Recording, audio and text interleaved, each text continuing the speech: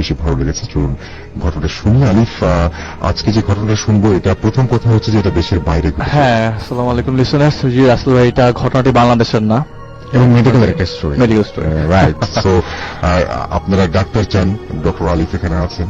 আপনারা মেডিকেলের ঘটনা চান, মেডিকেলের ঘটনাও আমরা শোনাবো। সো একদম জাস্ট আপনারা প্রস্তুত হয়ে যান ভালো একটা ঘটনা শোনার জন্য। শুনি। থ্যাংক ইউ রাসেল ভাই। ঘটনাটি actually medical related, hospital related, কিন্তু ঘটনাটা ঘটে একটু ভিন্নভাবে রাসেল ভাই। তো এটা 1997 সালের ঘটনা। আমার পরিচিত এক আন্টির, মানে ওনারা 3 বোন, তো বড় বোনের আর কি বিয়ে হয়নি, তো 2 বোনের ঘটনা আর কি। তো 2 বোনের ঘটনা। তো মেঝো যে বোনটা, তারা মানে প্রায় সময় আপনার মানে সময় করে বাংলাদেশের বাইরে নিজেদের চিকিৎসা করিয়ে আসে, ওর বছর 3 গ্যাপে। তো মেঝো বোনের আর কি বয়স হয়েছিল প্রায় 56 এর মতো। তো তার কোনো সন্তান ছিল না, তো সন্তান না থাকার কারণে তারা ইন্ডিয়া যায় ছোট বোনকে নিয়ে। তো ইন্ডিয়ায় যাওয়ার পর মানে সামহাও সাডেনলি তার মানে শরীরের ভেতরে একটি সমস্যা ধরা পড়ে। তো লিভার সিরোসিস নামে আমরা ঘটনা শুনেছি। তো লিভার সিরোসিস ধরা পড়ে ওনার। তো স্টেজটা মানে এত এরকম হবে এটাকে এক্সপেক্ট করেনি, মানে ক্রিটিক্যাল হয়ে গেছিল। বাংলাদেশে সে একদম নরমাল ছিল রাসেল ভাই। ওখানে যাওয়ার পর যেরকম ক্রিটিক্যাল হয়ে যাবে যে তাকে আইসিইউতে অ্যাডমিট করে দেয়। ডক্টরে তাকে আইসিইউতে সাজেস্ট করে দেয় এবং সার্জারি করবার আগ পর্যন্ত তাকে ওই কদিন আইসিইউতে রাখে। তো আইসিইউতে থাকা অবস্থায় সে যে বেডে ছিল, তো তার ঠিক পাশে একটি বেডে একজন মহিলা ছিল। তো উনি দেখছিল, ওনার তো জ্ঞান ছিল পুরাই, কারণ উনি বুঝছিল না আশেপাশে কি হচ্ছে। আইসিইউতে ভর্তি হবার পর কেন জানি ওনার মানে অসুস্থতার লেভেলটা আরেকটু বেড়ে যায়। তো পাশে যে মহিলাটা ছিল, সেই মহিলাটা টোটালি রাসেল ভাই কোমায় ছিল। তো কোমায় থাকবার কারণে আপনারা জানেন কোমায় থাকলে খালি ওনার মস্তিষ্ক কাজ করে, পুরো বডি কাজ করবার কথা না। তো রাত হলেই জিনিসটা খুবই অ্যাবনর্মাল। ওনার পাশে একদম ইমিডিয়েট পাশের বেডটাতে রাত যখনই হচ্ছে তখনই আপনার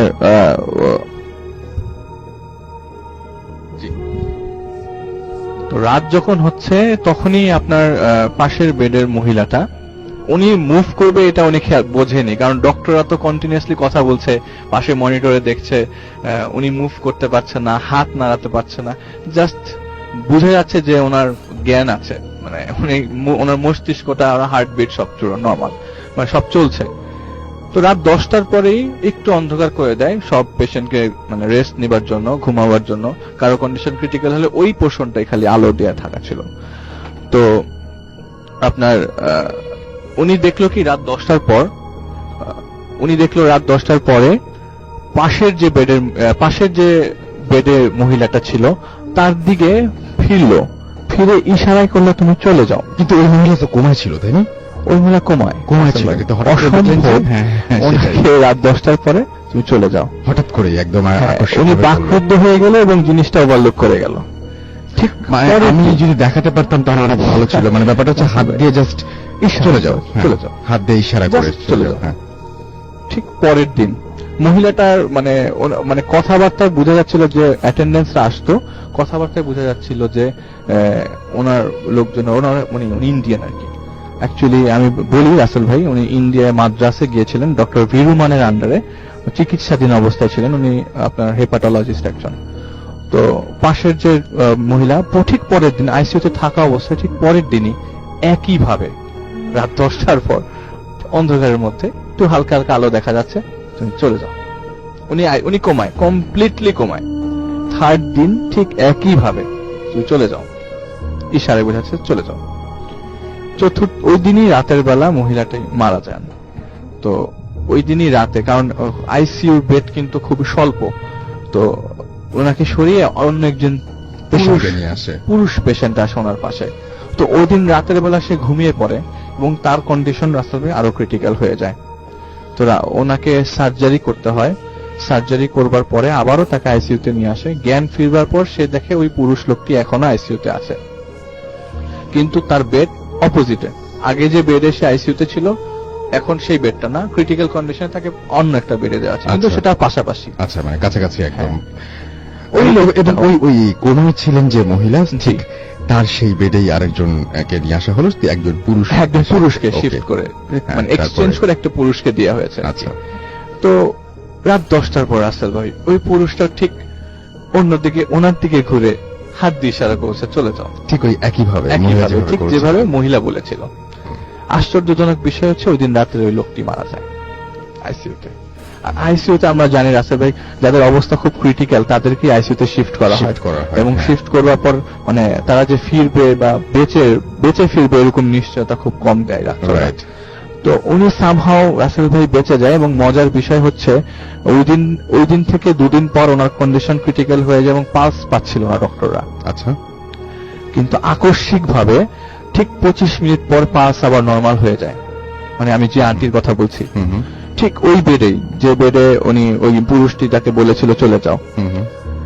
এর পরের দিন ওই যে যখন আমি যে বললাম যে ওনার হার্ট মানে পালস পাচ্ছিল না, যখন উনি একটু স্বাভাবিক কন্ডিশনে আসে মোটামুটি ডক্টররা চিন্তা করছে ওনাকে আইসিইউ থেকে ডিসচার্জ করে দিবে, ঠিক ওই দিনই ওই পুরুষ যে বেডে ছিল ওই বেডে আরেকজন মহিলা আসে।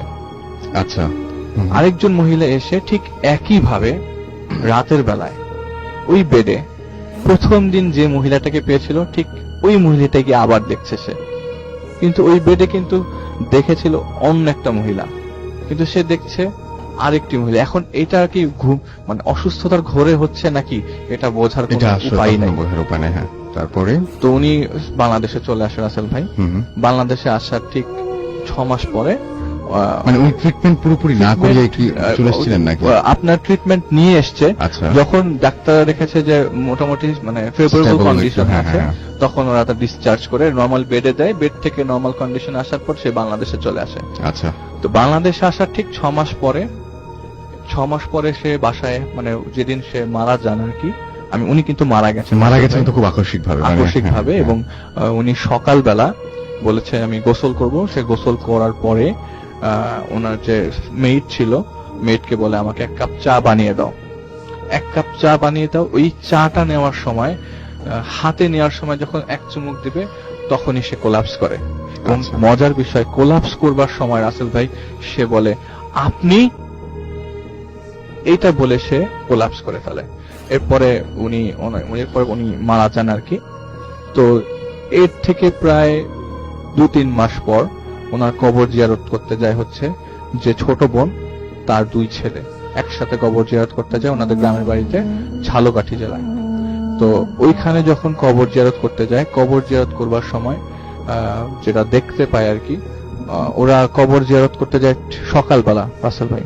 তো সকালবেলা কবর জিয়ারত করবার সময় যখন কবরের কাছে যায় এবং কবরের কাছে যাওয়ার পরে ওনাদের মনে হচ্ছিল যে আমরা কোথায় আসছি, এটা কি কোনো কবরস্থান হতে পারে? এত ঠান্ডা তপ্ত রোদের মধ্যে কবর জিয়ারত করতে গেছে। আমি দিনে দিনে ব্যাক করবো, ওদের প্ল্যান হচ্ছে দিনে দিনে ব্যাক করে বরিশাল চলে আসবে।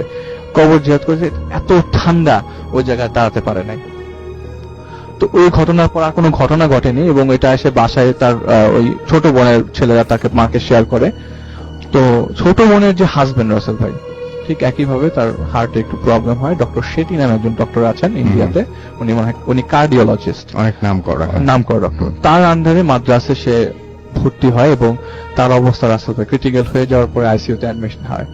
কিন্তু আইসিইউতে ওই একই হসপিটালের আইসিইউতে সে যখন অ্যাডমিশন মানে আইসিইউ মানে সিসিইউতে যখন সে অ্যাডমিট নেয়, তো ওই সিসিইউতে অ্যাডমিট নেওয়ার পরে আমার যে ওই যে আন্টি তার হাজবেন্ডকে দেখতে যায়, অ্যাটেন্ডেন্স হিসেবে দেখতে যায়। তো কন্ডিশন জিজ্ঞেস করতে করতে ঠিক ওই সিসিইউ পূর্ব দিকে তার চোখ পড়ে এবং অসম্ভব যে জিনিসটা সেটা হচ্ছে যে কর্নার থেকে সে তার বোনকে দেখতে পায়, যে বোন একই বেডে সিসিইউতে পাশের বিল্ডিং আর কি। তো পাশের বিল্ডিং এর সিসিইউতে সে তার বোনকে দূর থেকে দেখতে পায়। যখনই কাছে যাচ্ছে মনে হচ্ছে এটা তার বোন না, কিন্তু যখনই তার হাজবেন্ডের বেডের কাছে আসছে তখন মনে হচ্ছে এটা তার বোন। মানে জিনিসটা খুব প্যাথেটিক। পরে যখন বাংলাদেশে আসার পর আমার ফ্যামিলিকে উনি ব্যাপারটা শেয়ার করে, কিন্তু আমি জিনিসটা পুরোপুরি বুঝিনি, তখন আমি ছোট ছিলাম।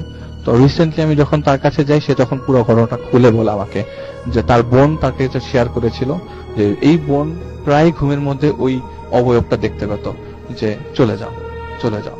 তাহলে আইসিইউতে হয়তো বা কোনো সমস্যা আছে নাকি সে অসুস্থ অবস্থায় কোনো সমস্যা, পড়েছিল সেই হুম। জিনিসটা এখনো জানা যায়নি। এই ছিল Okay. রাসেল ভাইয়ের ঘটনা। অনেক ধন্যবাদ আলিফ আপনার ঘটনার জন্য। আমি দেখতে পাচ্ছি যে অনেকে আমাদের SMS করেছেন আরো অন্যরকম উইথ গ্রামীণ ফোন বাবু ভাইয়ের কাছে, এবং বাবু ভাইয়ের যে ঘটনাগুলো রয়েছে সেটা আমরা অলরেডি আমার পেজে আমি পোস্ট করেছি। তারপরে বলি যে বাবু ভাইয়ের আমি না এই নামটা শুনে আমার খুব শুনতে ইচ্ছা করছে ঘটনাটা, সেটা হচ্ছে অভিশপ্ত আসবাব।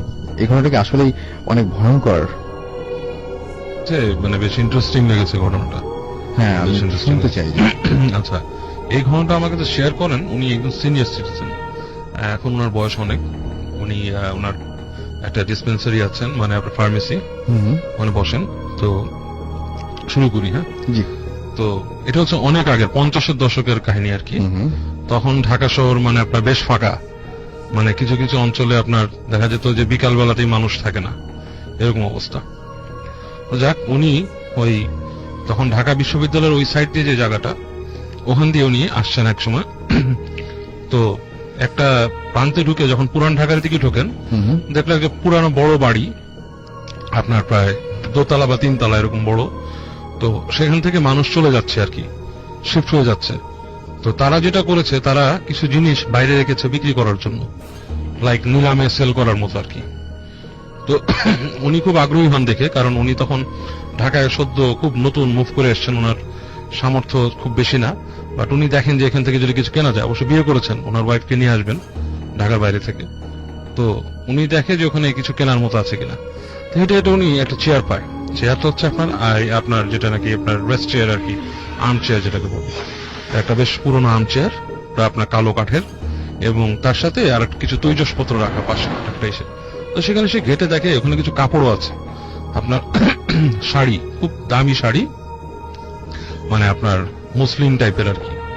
দেখে তো উনি খুব আগ্রহ মানে ই করেন যে এরকম শাড়ি তো ওনার দেওয়া সম্ভব না ওনার ওয়াইফকে কিনে, যদি এটা পেয়ে যায়। তো উনি জিজ্ঞেস করেন আর কি ওখানে।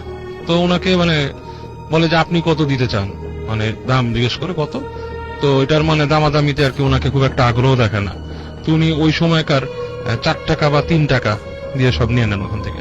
কিছু জিনিসপত্র ছিল ওখানে, শাড়ি এবং কিছু অর্নামেন্টের বক্স টাইপের, যেটা তখনকার আমলে নাকি খুবই আপনার রেয়ার জিনিস, মানে মানুষ পেত না। উনি নিজে এটা মানে বুঝতে পারছেন না জিনিসটা কি। তো যাক, উনি এরকম জিনিস কিনে নেন। কিনে নিয়ে উনি এই চেয়ারটাকে একটা রিক্সা উঠায় উনি আস্তে ধীরে ওনার বাসা তখন পুরান ঢাকার কাছেই, ওখানে উনি চলে আসেন। মানে আপনার ওনার বাসাটা ছিল সেটা বলছে পলাশী যে এলাকাটা, ওখানে কাছে কোথাও। তো উনি চলে আসেন, এসে ওনার তখন 2 রুমের বাসা, সেখানে উনি উঠে উনি জিনিসপত্র ওটা রাখেন, ওগুলো রেখে উনি ওই বাসায় মোটামুটি থাকা শুরু করেন। ওই জিনিসটা দেখে উনি নাকি বারবার ফিরে ফিরে ওই চেয়ারের দিকে দেখে, বারবার দিনে যে খুব সুন্দর লাগতেছে, ওনার নিজেরও বসে দেখতে ইচ্ছা হয়, দোল খায় 2-1 বার। তো এরকম কাহিনী। তো উনি ঘুমের মধ্যে রাতের বেলা ওনার মনে হয় যে রুমে চেয়ার রাখছে, চেয়ার ওখানে মানে চেয়ার নড়াচড়া করে।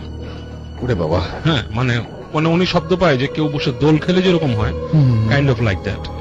তো ওনার কাছে জিনিসটা মানে বেশ অস্বাভাবিক লাগে। বদ্ধ দরজা, বাসা বাড়িতে কেউ নাই, কে আসবে? কে আসবে পাশের রুমে যাবার, ওই চেয়ারের মধ্যে কেউ তোলা দিবে। তো উনি উঠে যায়, এবং যেহেতু উনি আসছিল গ্রাম থেকে, ওনার অন্ধকার দেখে অভ্যস্ত, এবং ঢাকা শহর উনি বলছে যে ওই সময়টা আর কি, যে সময়টা ওনারা থাকতো, ওই এই ইউনিভার্সিটি এলাকা ছিল একদমই মানে আপনার রাতের বেলা কিছুই ভয়াবহ একটা ব্যাপার। ভয়াবহ অবস্থা, মানে নিশুতি, মানে বলছে যা তখন আসলে নিশুতি নিস্তব্ধ হয়ে যেত, থাকতো চারিদিকে, একদম নিস্তব্ধ চুপচাপ। হয়ে যেত। এমন কোন সময় জিজি পোকার ডাক শোনা যেত, এরকম অবস্থা। তো উনি সাহস করে উঠে যায়, যে ঘটনা কি, পাশের রুমে যায়, যে দেখে চেয়ারের মতোই আছে, চেয়ারের কোনো দোল নেই, কোনো শব্দও নেই। উনি আবার চলে আসে, এসে শোয়, এবং উনি শোয়ার পর আবার একটু পরে ওই যে ক্যাচর ক্যাচর ওই শব্দ পেতে থাকে, এবং উনি জিনিসটার সাথে একসময় ইউজ টু হয়ে যায় শুয়ে থাকতে থাকতে, ওই ঘড়ির পেন্ডুলামের মতো আর কি, এবং উনি ঘুমায় পড়েন। তো পরদিন যখন নাকি আবার সেম প্রবলেম ওনার সাথে শুরু হয়, তখন উনি খুব বিরক্ত হয়ে যায় যে এই জিনিসটা আসলে মানে বন্ধ করতে হবে বন্ধ এটা। করতে হবে। তো উনি কি করে, চেয়ারটাকে নিয়ে আসে, রুমে এনে রাখে, বলে এবার দেখবো যে চেয়ার মানে দোল খায় কি, শব্দ হয় কি। সামনাসামনি থাকলে সামনাসামনি। দেখবেন উনি এটা। হ্যাঁ, তো অনেকক্ষণ উনি শুয়ে থাকে রাতের বেলা। তো এই আপনার ঘুমের মধ্যে মানে অনেকক্ষণ শুইতে একসময় ঘুমায় যায় উনি। আচ্ছা। যখন ঘুমায় যায়, ঘুমের মধ্যে উনি শব্দ পায়, ক্যাচ মানে শব্দে ওনার ঘুম ভাঙে। শব্দটা এত লাউডলি হয়েছে, ওনার ঘুম ভাঙে।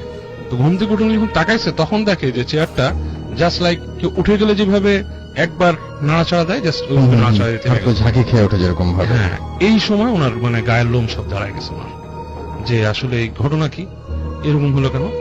তো উনি কি করে, উনি পরদিন ওনার ফ্রেন্ডকে ডেকে নিয়ে আসে, যে তুই আমার বাসায় আড্ডা মার, এরকম বলে না, চেয়ারের কাহিনী কিছু বলে না। ভয়াবহ কিন্তু ব্যাপারটা। হ্যাঁ। হুম, হুম। তো ফ্রেন্ডকে নিয়ে আসে, ফ্রেন্ড আসে আড্ডা মারে, ওনারা অনেক রাত পর্যন্ত নাকি জেগে থাকে, তখনকার সময় 10টা 11টায় অনেক রাত, বসে ওনারা চা টা খায়, তাস টাস খেলে ওনারা বন্ধুরা 2 বন্ধু একসাথে ঘুমায়।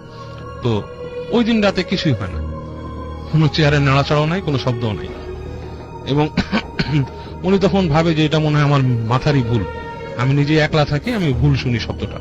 তো যাক, এন্ড ভেরি রিসেন্ট টাইমে উনি এই মানে ওনার ওয়াইফকে নিয়ে আসেন গ্রামের বাড়ি থেকে, এনে excuse me, উনি যে সারপ্রাইজটা দেন ওনার ওয়াইফকে, সেটা হচ্ছে সেই সেট শাড়ি এবং ওই যে বাক্স থাকে, বাক্সের মধ্যে অর্নামেন্ট বক্স আর আরো জিনিসপত্র।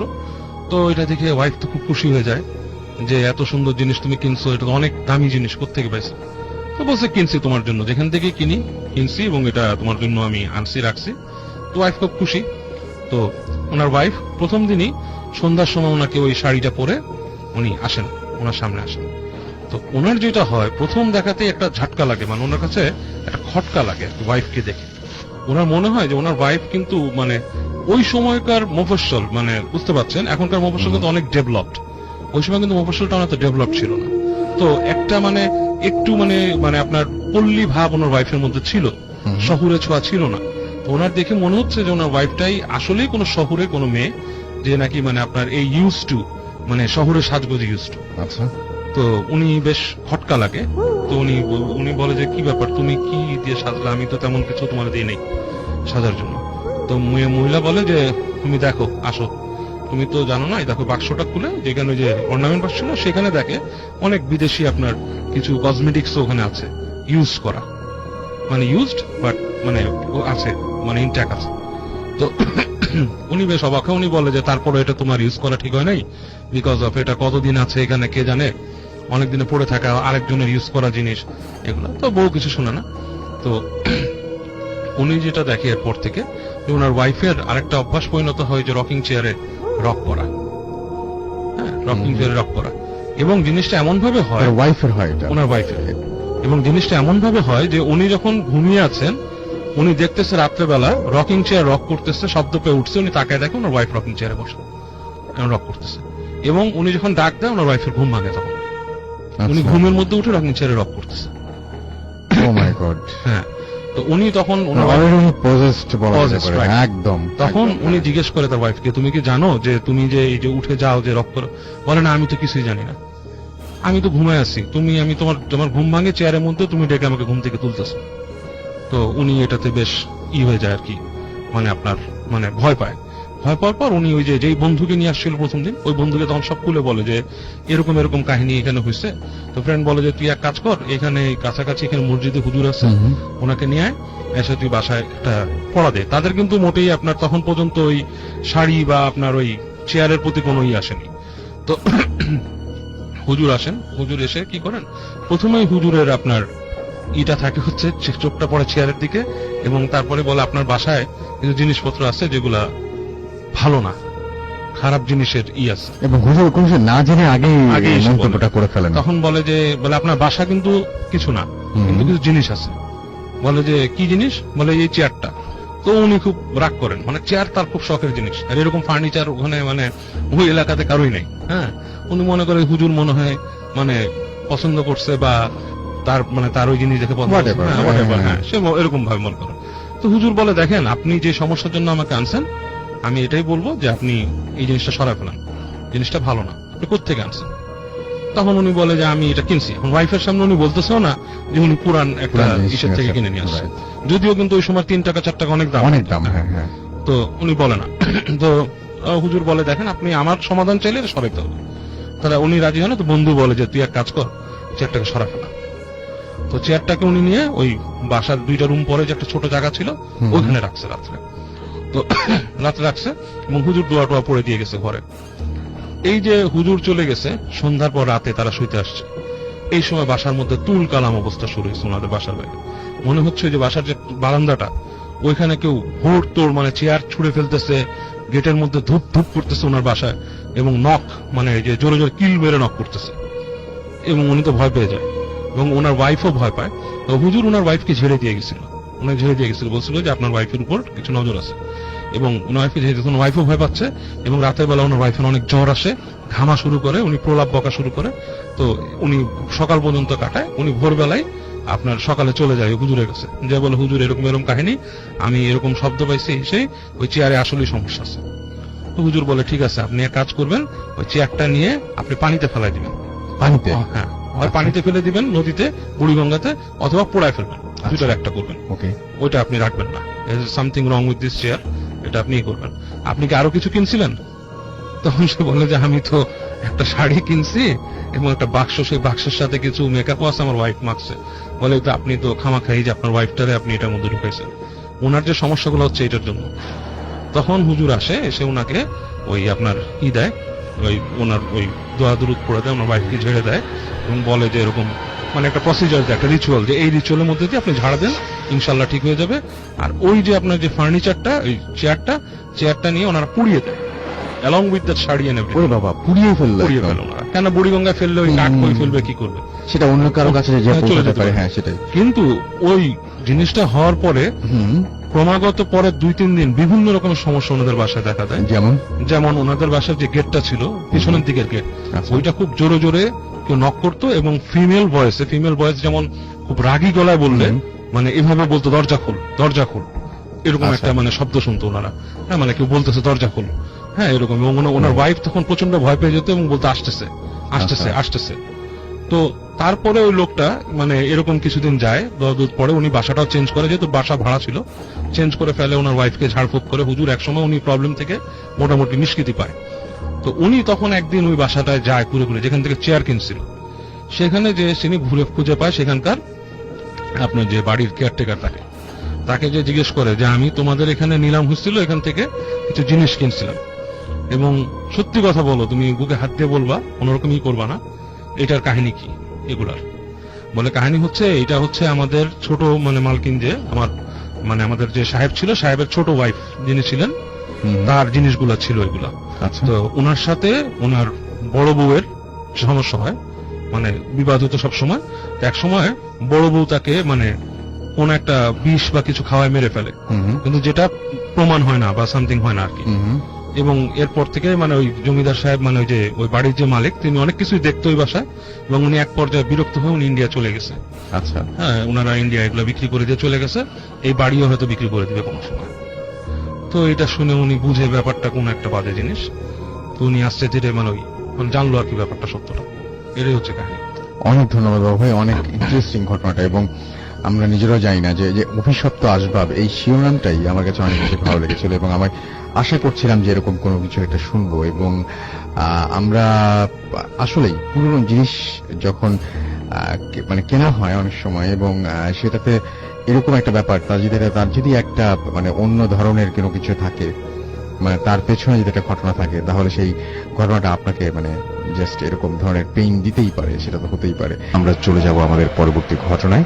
আমাদের সাথে জয়েন করেছেন একজন নতুন অতিথি, তিনি এসেছেন আলিফের মাধ্যমে, এবং আমি শুরুতে জানতে চাইব আপনার নামটা একটু বলবেন প্লিজ। হ্যালো এভরিওয়ান, আমার নাম আদি। আচ্ছা, তো আদি, আমি প্রথমেই জানতে চাই যে আপনি কোথা থেকে এসেছেন? আমার বাসা শ্যামলী 2 নম্বর রোড থেকে। শ্যামলী 2 নম্বর রোড থেকে। আচ্ছা, শুনি, আমি বহুদিন থেকে শুনছিলাম যে আপনার বাসায় অনেক দিন থেকেই অনেক রকমের সমস্যা যাচ্ছিল, এবং এই সমস্যাগুলো শুরু হয়েছিল কিভাবে, কেমন করে আপনারা এগুলো ফেস করছেন? ইট ওয়াজ অ্যারাউন্ড 10 ইয়ার্স অ্যাগো, যখন আমরা রেগুলার বিকালে আমরা ক্রিকেট খেলতাম, বাসার নিচেই যে স্পেস আছে ওখানে ক্রিকেট খেলতাম। আমার মনে হয় যে আপনার হাতে আপনি একটা স্ক্রিপ্ট নিয়ে আসছেন, নোটটা ফেলে দেন, দরকার নাই। হ্যাঁ, আপনি মেমোরি থেকে বলেন, সেটা বেটার হবে, না হলে আর ওটা আপনাকে কনফিউজ করবে।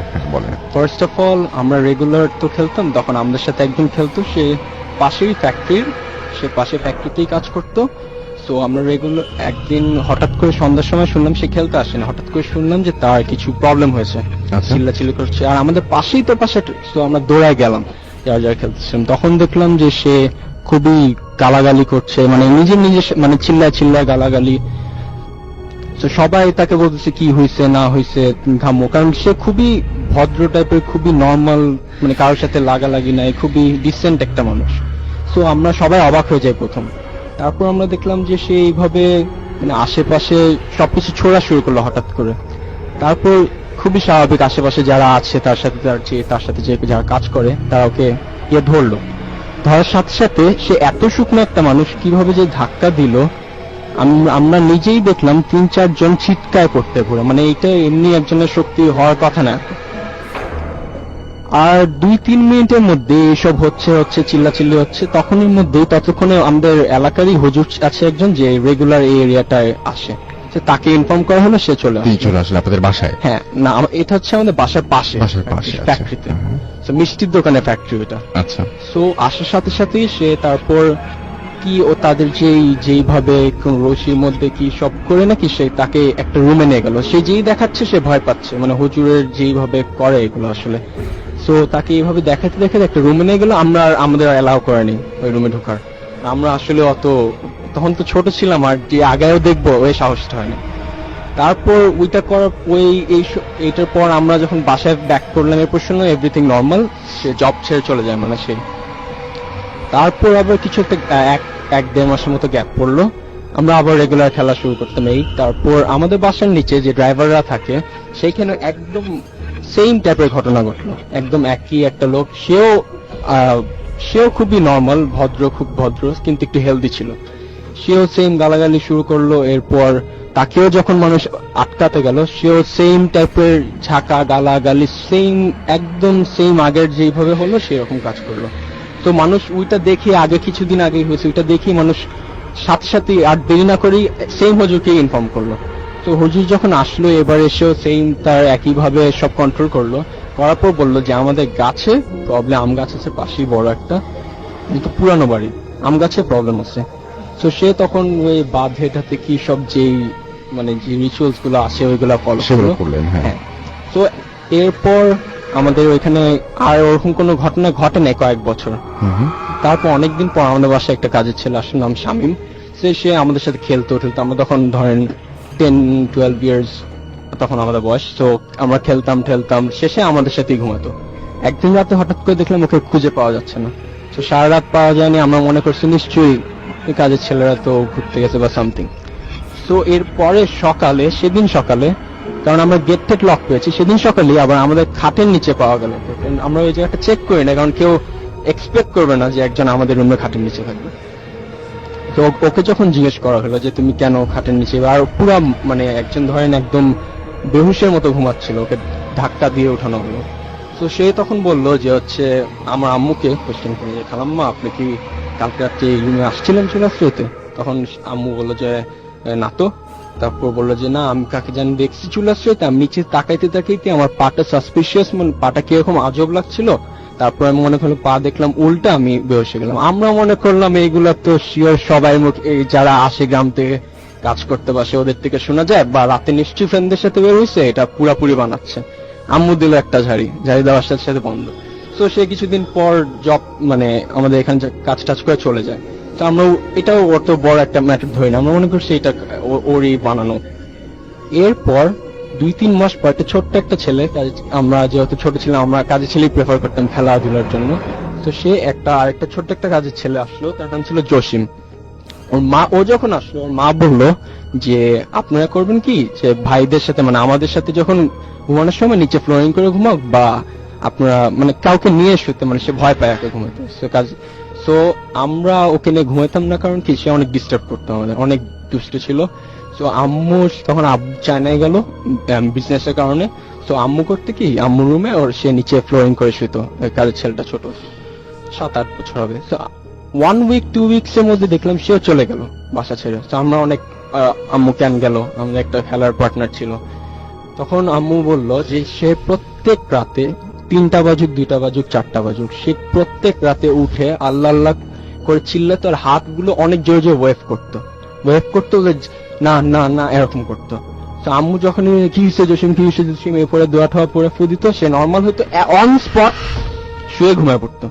আচ্ছা, তার মানে হচ্ছে আপনার ওই বাসায় যারা আসছে তাদেরই কোনো না কোনো প্রবলেম হচ্ছে, কিন্তু রিসেন্টলি কি হচ্ছে, মানে আপনার সাথে কোন ধরনের প্রবলেম গুলো হচ্ছে বা আপনি কি Recently face আমার করছেন? আগে আমার একটা কাজিন যে আছে নাফিস ভাইয়া, সে আমাদের বাসায় নিচের তালা থাকে। তো সে একদিন হঠাৎ করে বললো, আদি কালকে রাত্রে আমার সাথে এরকম হচ্ছে কি, সে ঘুমাচ্ছিল সেই রুমটা, যেহেতু পুরানো বাসা অনেক বড় রুম, এই পাশেই বিছনায় তার মা আর তার ছোট ভাই যে সে ঘুমাচ্ছিল, সে হঠাৎ করে পিঠে শুনলো কি জানি থাপ্পড় মারছে, মানে সে ফিল করতে পারলো অনেক জোরে থাপ্পড় মারছে। সে রাগ হয়ে চিল্লা উঠলো, যেহেতু ছোট ভাইটা একটু দুষ্ট মনে করছে সে মারছে।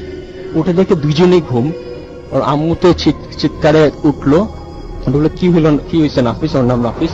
তো তখন বললো যে না, আম্মুকে জানি আমাকে পিঠে থাপ্পড় মারছে। তখন সাথে সাথেই সে গিয়ে, ওর মা গিয়ে চেক করলো, জামাটা তুলেই দেখলো একদম 5 আঙ্গুলের দাগ লাল। এর পরের দিন সকালে ফুপি নিজের বলা, এটা ফুপি গিয়ে তার হাতে যে প্রিকশন টাইপের যে ওই যে তাবিজ করে এইসব পড়লো। তো ওইটা এরপর আসলে আমাদের ফ্যামিলিতে যদি কিছু হয় ঘটনা, ওইটা আমরা জানাজানি হয় না, মানে ওইর মধ্যেই বন্ধ হয়ে যায়। আপনারা একদম চুপচাপ হয়ে যান সঙ্গে হ্যাঁ, সঙ্গে। এটা আমাদের। খুব তো ভালো ব্যাপার, খুব ভালো। আমরা এটা জানতে পারিনি ওইভাবে, শুধু আমার কাজিন থেকেই। তো এরপর আমি করলাম কি, আমি আর আমার ভাই যেহেতু আস্তে আস্তে বড় হলাম, তখন আলাদা রুম শেয়ার করা শুরু করলাম। আমি হইলাম এই আম গাছের সাইডে রুমটা চলে আসলাম, শিফট করলাম। তো শিফট করার পরে আমার শুরু হলো সব। আমি লাইফে কখনো মনে হয় এরকম ভয়ানক স্বপ্ন দেখতাম না, ওইখানে আসার পর থেকে যা দেখা স্টার্ট করলাম। ফার্স্ট হইলো যে আমি একদম শুয়েছিলাম, আমি ঘুমাচ্ছিলাম না, কারণ আমার ঘুমানোর কথা না সেই টাইমটা।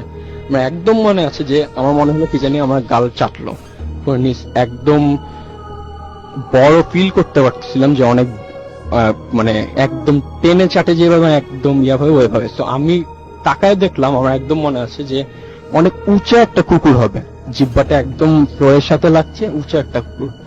তো এটা দেখার সাথে সাথে মানে এত বড় একটা জিনিস আমি ভুল দেখার কথা না, তাও আবার বিকাল টাইমে প্রবাবলি। তো এইটা একটা গেল, তারপর আমি বললাম, আব্বা বললো স্বপ্ন দেখছিস, খুবই স্বাভাবিক, এটা স্বপ্ন দেখছিস বলে এটাকে উড়িয়ে দিল আর কি, হ্যাঁ। একদম মানে পুরোপুরি। কিন্তু আমি রেগুলার দেখা শুরু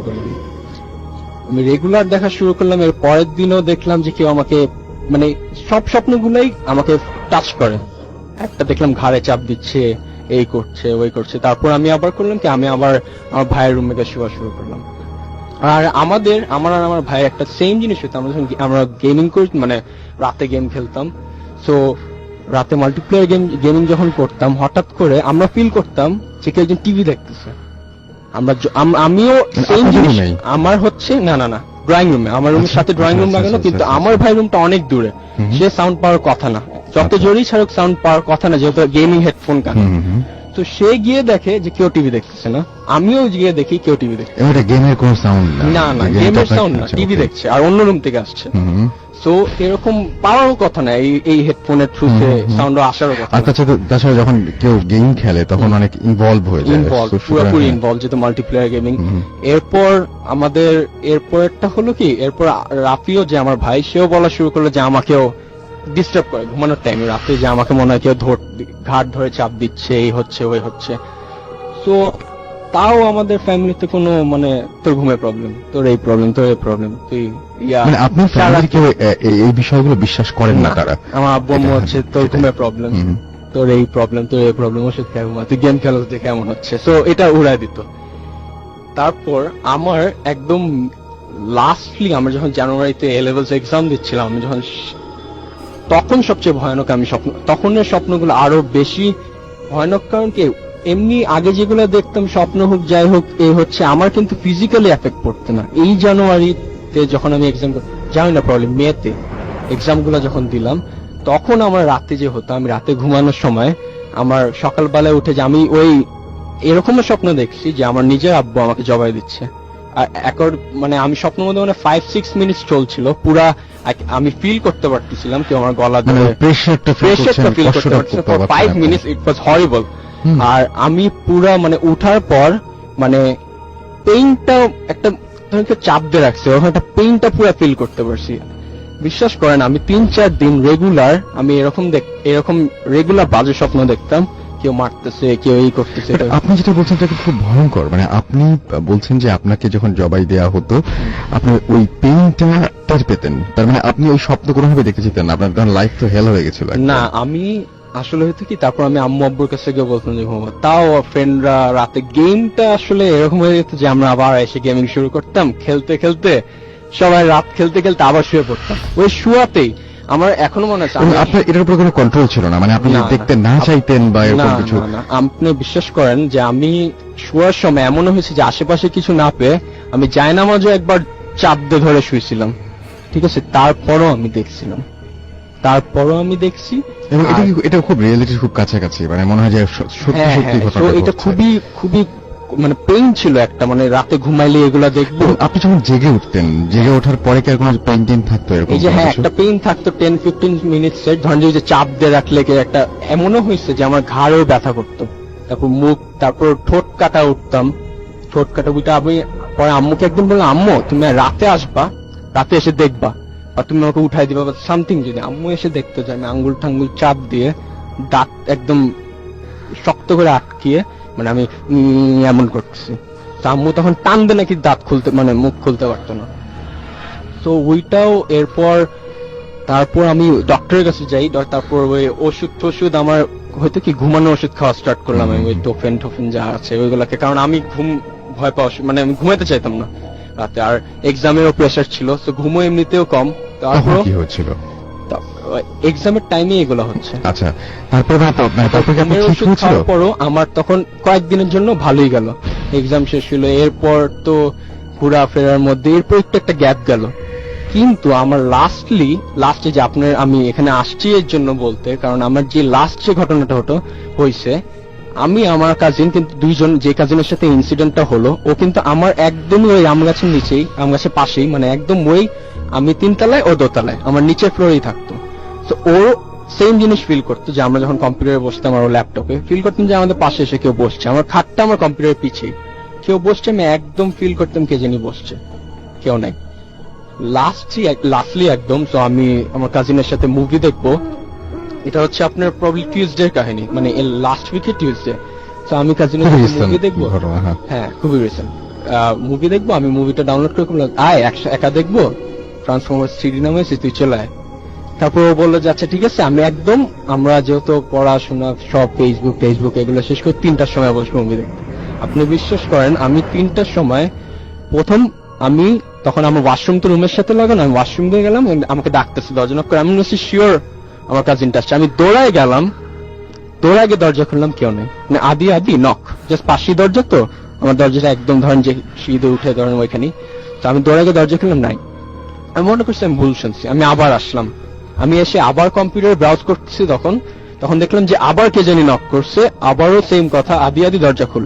এরপর আমি মনে করছি এবার তো একদম পাশে, ধরেন আমি পাশেই দরজাটা, আমি এবার একদম 100% শিওর যে এটা ওই। তো আমি দৌড় দিকে দরজা খুললাম, খুলে দেখলাম আবার কেউ নেই, তখন আমার ভয় লাগা শুরু করলো, আমি তার সাথে সাথে তাকে ফোন দিলাম, ফোন দিয়ে বললাম তুমি এখনই আসো, আমি পারতেছি না। তো ও আসলো, ওকে বললাম। আর হয়েছে কি, যখন আমরা এগুলো ডিসকাস করতাম আমাদের ফ্যামিলি পছন্দ করতো না। এবং আপনার এই সমস্যা নিয়ে কোনো হুজুরের কাছে বা অন্য কারো কাছে আপনি আমার ডিসকাস করেন? কাজিন গিয়েছিল, আচ্ছা। কাজিন যে প্রিকশন, আমার আচ্ছা, যাওয়া হয়নি। আপনার যাওয়া হয় কিন্তু আমার এইটা আপনি আছে- লাস্টের দিনে আপনি যখন এসেছিলেন তখন আপনি বলছিলেন যে জ্বর এসেছিল আপনার, হ্যাঁ, আর- সেটা কি এই ঘটনার পরপরই জ্বরটা এসেছিল? জ্বরটা আমি এই যে আমার যে আলিফ ভাইয়ের সাথে কথা হলো যে আলিফ ভাই এরকম আমার বাসায় রেগুলার হয়, আমি কি শেয়ার করবো নাকি ভিডিওতে, কারণ আমার আগে তো কোনো প্ল্যান ছিল না যে আসো, বলে আসো তুমি শেয়ার করো এটা। আমি যে ডিসিশনটা নিলাম, আমি সেই দিনই, মানে আমি আপনাকে একদম যেদিন ডিসাইড হলো সেই দিন আমি আলিফ ভাইয়েরও জ্বর শুরু হলো, আমি যেদিন বললাম, আমি যেদিন, আপনি তো দেখছেন আমার জ্বর, আমি আপনি জ্বরে তো সেদিন প্রথম অসুস্থ ছিলেন। ওষুধ খেয়ে আমাকে সেই দিনও জ্বর। ঠিক আছে, অনেক থ্যাঙ্কস আপনাকে আপনার এই ঘটনার জন্য, এবং আমি দোয়া করি যে আপনার এই সমস্যা দূর হয়ে যাক, কারণ যাই বলে না কেন যার সাথে ঘটে তিনি শুধু বুঝতে পারেন যে এটা কত পেইন, আর স্বপ্ন যদি সত্যির মতো লাগে এবং সেই স্বপ্নটা যদি দুঃস্বপ্ন হয় তাহলে এর চাইতে খারাপ আর কোনো কিছু হতেই পারে না। যাই হোক, আপনারা যারা এই ঘটনাগুলো শুনছেন তারা অবশ্যই আমাদের SMS করে জানান ঘটনাটা কেমন লাগছে। মোবাইল আচ্ছা, আমরা একটা ছোট্ট ঘটনা যাবো। আমাদের লাস্ট যে ঘটনাটা সেটা একটা স্টোরি, যেটা আমাদের একজন লিসনার পাঠিয়েছেন, অনেক দিন ধরে আমাদের আসলে পড়া হয় না, সো অনেক ঘটনা জমে যাচ্ছে, তো পড়ছি। ঠিক যেভাবে লিখেছেন সেভাবে পড়ছি। আসসালামু আলাইকুম রাসেল ভাই, কেমন আছেন জিজ্ঞেস করবো না, আমি জানি আপনি ভালো দলে। আমার নাম রবিউল ইসলাম আকাশ, আমি থাকি উত্তরার উত্তরখান থানার চামর খান গ্রামে। আমি এবার বিবিএস ফাইনাল ইয়ারে পড়ছি। একটা বেসরকারি প্রতিষ্ঠানে নাইট শিফটে আমি জব করি এবং তারপরে তিনি তার মোবাইল নাম্বার দিয়েছেন এবং তারপরে তিনি বলছেন, যাই হোক কথা না বাড়িয়ে আমি আমার ঘটনায় যাচ্ছি সরাসরি। এটি আমার মা আমার নানুর মুখ থেকে শুনেছি, ঘটনাটা আমাকে নিয়ে। তখন আমার জন্ম হয়নি। আমি তখন মায়ের গর্ভে। 1991 সালের কথা। মা একদিন উঠোনে বসেছিল, তখন আচমকা সে একজন দরবেশের মতো কাউকে দেখতে পেল। তার মুখে অনেক বড় বড় পাকা দাড়ি, পাঞ্জাবি পরা ছিল, দেখলে মনে হয় ধার্মিক। মা তাকে সালাম দিল, সে সালামের উত্তরটা নিল, তারপরে বলল যে তোর একটা ছেলে হবে আর ওর অনেক বড় অসুখ হবে, সাবধানে থাকিস। আর ওর বুকের ঠিক মাঝ বরাবর একটা চিহ্ন থাকবে, অনেকটা ইংরেজি ভি এর মতো। চিন্তা করিস না, আমি সাহায্য করে যাব। এই কথা বলে সে চলে গেল এবং তারপরে মা হালকা ভয় পেল, নানুকে সব বলল। যাই হোক, তারপর মা প্রায় সব সময় ওই দরবেশের মতো লোকটাকে দেখতো, মাকে সর্বদা সাবধান করে দিত সে। 1991 সেপ্টেম্বরের 1 তারিখ আমার জন্ম হয়। জন্মের পর আমার বুকে ওই চিহ্নটা ছিল। অনেকে বলতে পারে যে এটা জন্মগত দাগ। হ্যাঁ, জন্মগত দাগ, কিন্তু অবাক করা ব্যাপার হলো মা এরকম চিহ্ন সম্পর্কে আগেই জানতো। এটা কিভাবে সম্ভব? মা ভয় পেয়ে গেল। জন্মের পর আমি মাত্র 7 দিন বুকের দুধ খাই। এরপর আমাকে ফিডারে করে দুধ খাওয়াতে হতো। অবাক করা বিষয়, এই মাত্র 7 দিনের বাচ্চা হয়েও আমি প্রায় 4-5টা ফিডারের দুধ একবারে খেয়ে ফেলতাম। আর প্রতি রাতে প্রচন্ড পরিমাণে কান্না করতাম। নানু ব্যাপারটা বুঝতে পেরে আমাকে একটা কবিরাজের কাছে নিয়ে যায়। অনেক দেখানোর পর সেই কবিরাজ বলল যে আমি যখন গর্ভে ছিলাম তখন নাকি মায়ের কোনো ভুলের কারণে একটা দুষ্টু জিন মাকে ভর করেছে। আর ওই জিনের নজর মূলত আমার দিকে। আমার জন্মের পরেই সে আমাকে মেরে ফেলতে চেয়েছিল। কবিরাজ নানুকে অবাক করে দিয়ে বললেন যে আমার বুকের এই দাগটার কারণে নাকি আমি এখনো বেঁচে আছি।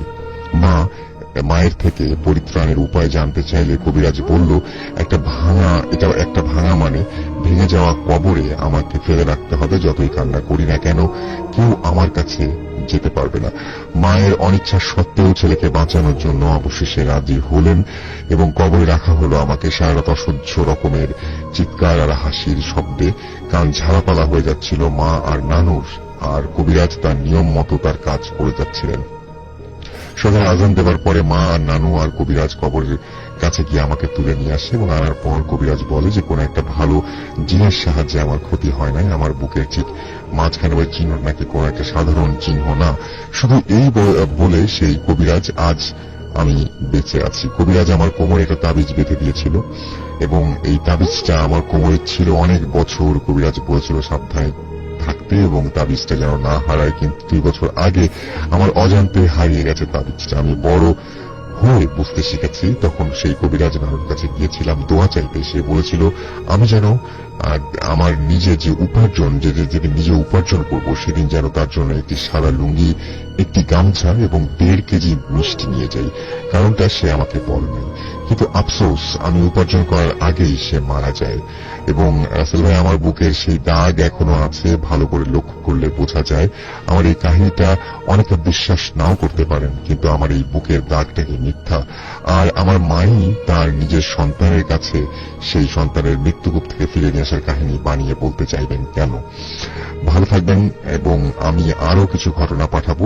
আমরা বলবো যে সবচেয়ে ভালো হয় আপনি ঘটনা না পাঠিয়ে সরাসরি চলে আসুন এখানে এবং আপনি সরাসরি আপনার ঘটনা শেয়ার করুন আমাদের লিসনারদের সাথে, সেটা অবশ্যই বেটার হবে। যাই হোক, আজকের মতো এখানেই শেষ করতে হচ্ছে ভূত এফএম এবং সবাইকে জানাচ্ছি ঈদের অগ্রিম শুভেচ্ছা। কথা হবে আবার আমাদের সাথে। চলে যাচ্ছি আমাদের প্রথম ঘটনায় হাবিব ভাইয়ের কাছে। হাই ডিয়ার লিসনার্স, আমি হাবিব, এসেছি গুলশান থেকে। তো আমি আমার ঘটনায় চলে যাচ্ছি। এই ঘটনাটা হচ্ছে উত্তরবঙ্গে আপনার যেখানে নদী অঞ্চল আছে বা যেখানে হচ্ছে আপনার নিচু অঞ্চল আছে, বর্ষার সময় পানি আসে, এইসব অঞ্চলের আশেপাশে দেখা যায় যে অনেকেই ভরাট করে বা চর অঞ্চলে আপনার আম বাগান তৈরি করে, দখল করে হোক বা কারো প্রপার্টি হয়ে থাকলে হোক। তো এরকম একটা জায়গায় আপনার কিছুদিন আগের ঘটনা, যখন বৃষ্টি শুরু হলো, মাত্র 1.5 মাস আপনি বলছিলেন। হ্যাঁ, একদমই। তো যখন বৃষ্টি শুরু হলো পানি টানি বেড়েছে, তো যারা মাছটা শিকার করে তারা এই সময় আর কি খুব উৎফুল্ল থাকে যে মাছ শিকার করতে যাবে।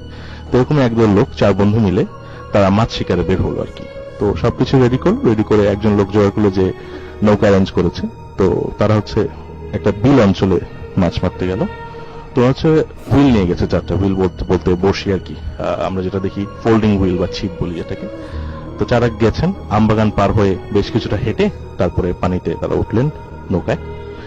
তো নৌকা যখন স্টার্ট হলো কিছুক্ষণের মধ্যেই মানে বৃষ্টি স্টার্ট হয়েছে, খুব বাজে বৃষ্টি আর কি, প্রচন্ড ঝমঝম করে বৃষ্টি। তো বৃষ্টির মধ্যে কিছু দেখা যায় না। তারপরে তারা যেহেতু মাছ শিকার করতে এসেছেন, সময় তখন হচ্ছে সন্ধ্যা 7টা কেবল, তো স্টার্ট করলেন মাছ ধরা। মাছ ভালোই উঠছে, ছোট মাছ 250 গ্রাম, আধা কেজি এরকম ছোট ছোট বিভিন্ন মাছ ভালো ধরতে পারছেন।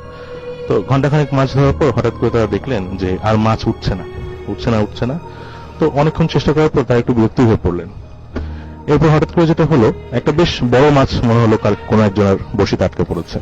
তো মাছটা কোনোভাবে তারা উঠাতে পারছে না, মাছের টানে নৌকা সামনে এগোচ্ছে।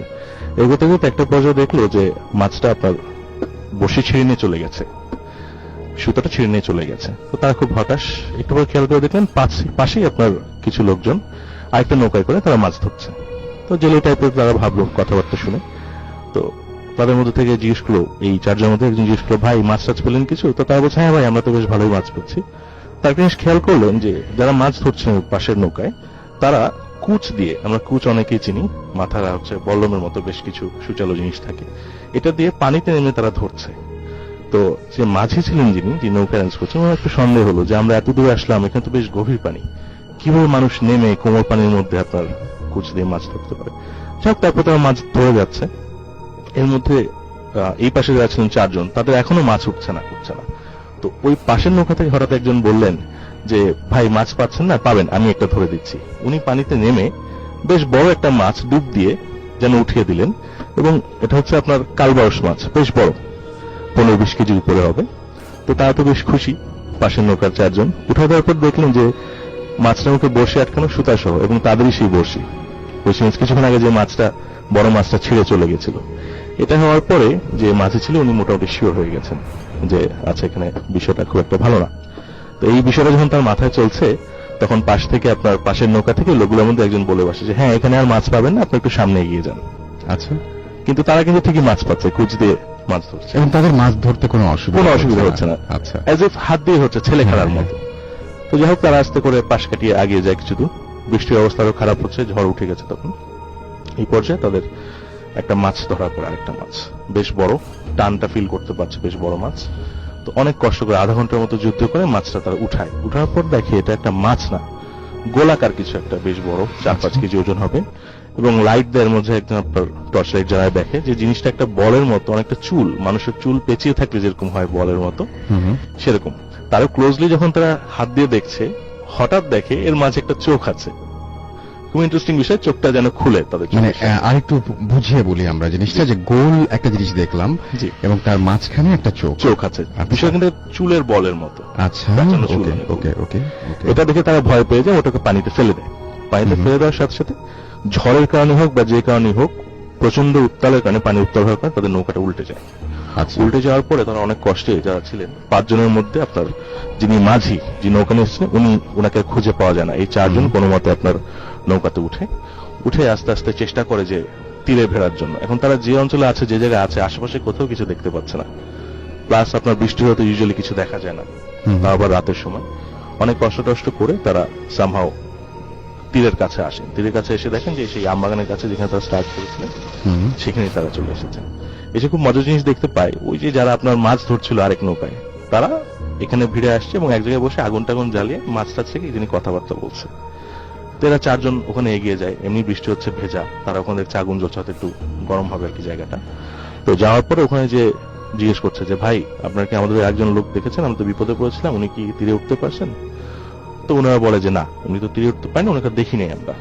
এই কথা বলার মাঝেই আগুনের যে আলোতে এর মধ্যে তারা খেয়াল করতে পারে যারা বসে আছেন তারা প্রত্যেকেরই চোখ একটা। এই প্রথম তারা উপলব্ধি করেন, ওই যে বলের মধ্যে একটা চোখ দেখেছিলেন, এইরকমই প্রত্যেকটা মানুষের চোখ কিন্তু একটা, মানুষের আকৃতি, কিন্তু সাধারণ মানুষের চেয়ে একটু খাটো। তারা ভয় পেয়ে উল্টো দিকে দৌড় দেয়। আর তারা যে বড় মাছটা পেয়েছিল এবং বাকি মাছটা কিন্তু নৌকার মধ্যেই আছে, বড় মাছটা তারা বেঁধে রেখেছিল, যেহেতু বেশ বড়, রশি দিয়ে বেঁধে রেখেছিল কোনোভাবে। এই একটা মাছই আছে, আর বাকি মাছ কিন্তু পানিতে পড়ে গেছে। এটা দেখে তারা দৌড় দেয়। দৌড় দিতে একটা পর্যায়ের সামনে যেয়ে দেখে, আমবাগান তো বেশ বড় অঞ্চল, দেখে আপনার উপর দিয়ে কিছু একটা ঝুলছে, দুটো সুতার মতো বা ফিতার মতো কিছু একটা ঝুলছে। তারা কাছে যায়, যে দেখে যে কেউ একজন উপর বসে আছে, দুটো পা বেসিক্যালি। তারা যখন কাছে যায়, যে দেখে দুটো পা, তখন উপর থেকে আওয়াজ আসে, তোর মাছ নিবি না? এই আওয়াজটা তারা শুনে আরো বেশি ভয় পেয়ে যায়। এরপর তারা দৌড়ানো শুরু করে। দৌড়াতে দৌড়াতে চারজনে আপনার একটা সার্টেন পয়েন্টে আপনার দৌড়াচ্ছে, কিন্তু ওর পথ আর শেষ হচ্ছে না, পুরো অন্ধকার অঞ্চল। অজ্ঞান হয়ে তারা পড়ে যায়। এরপর পরদিন সকালবেলা তাদেরকে এলাকার লোকজন বা আমবাগানের যারা ছিল কর্মচারী, তারা কোনোভাবে খুঁজে পেয়ে তাদেরকে উদ্ধার করে। তাদের মধ্যে আপনার 3 জন বেঁচে আসে। এর মধ্যে যিনি পানিতে পড়ে গিয়েছেন তাকে খুঁজে পাওয়া যায়নি, মাঝিকে। আর আরেকজন হচ্ছে, উনার মুখে মাছের কিছু অংশ পাওয়া গেছিল এবং উনি মৃত ছিলেন। এই হচ্ছে আমার ঘটনা। ওকে, অনেক ধন্যবাদ আপনাকে প্রথম ঘটনার জন্য, এবং আরো ঘটনা একে একে আসবে, সুতরাং আমাদের সাথেই থাকতে হবে আপনাকে। আমরা যাচ্ছি দিনারের কাছে। ধন্যবাদ রাসেল ভাই আপনাকে। রাসেল ভাই, আমি বেসিক্যালি তো পুরান ঢাকায় থাকি, আপনি খুব ভালো করে জানেন। তো আমাদের দাদুর বাসাটা হচ্ছে লালবাগ কেল্লার সাথেই। তো আমরা ছোট থেকেই লালবাগ কেল্লাকে নিয়ে বিভিন্ন ধরনের ঘটনা অনেকের মুখে শুনেছি। ইভেন আমার দাদা দাদুর মুখে আমি লালবাগ কেল্লার যে সুড়ঙ্গটা রয়েছে সেটা নিয়ে অনেক ঘটনা শুনি। তো আমি এখন যে ঘটনাটি শেয়ার করছি, এটাও আমাদের লালবাগ কেল্লার সুড়ঙ্গকে নিয়ে। তো এটা বাকি শোনা ঘটনাগুলোর থেকে একটু ডিফারেন্ট। তো ঘটনাটি যার সাথে ঘটেছে তার নাম হচ্ছে ইমরান হোসেন। ওনার বাসা হচ্ছে লালবাগের শহীদনগরে ওনার বাসা। তো ঘটনাটি প্রায় আজ থেকে 25 কি 30 বছর আগের একটি ঘটনা।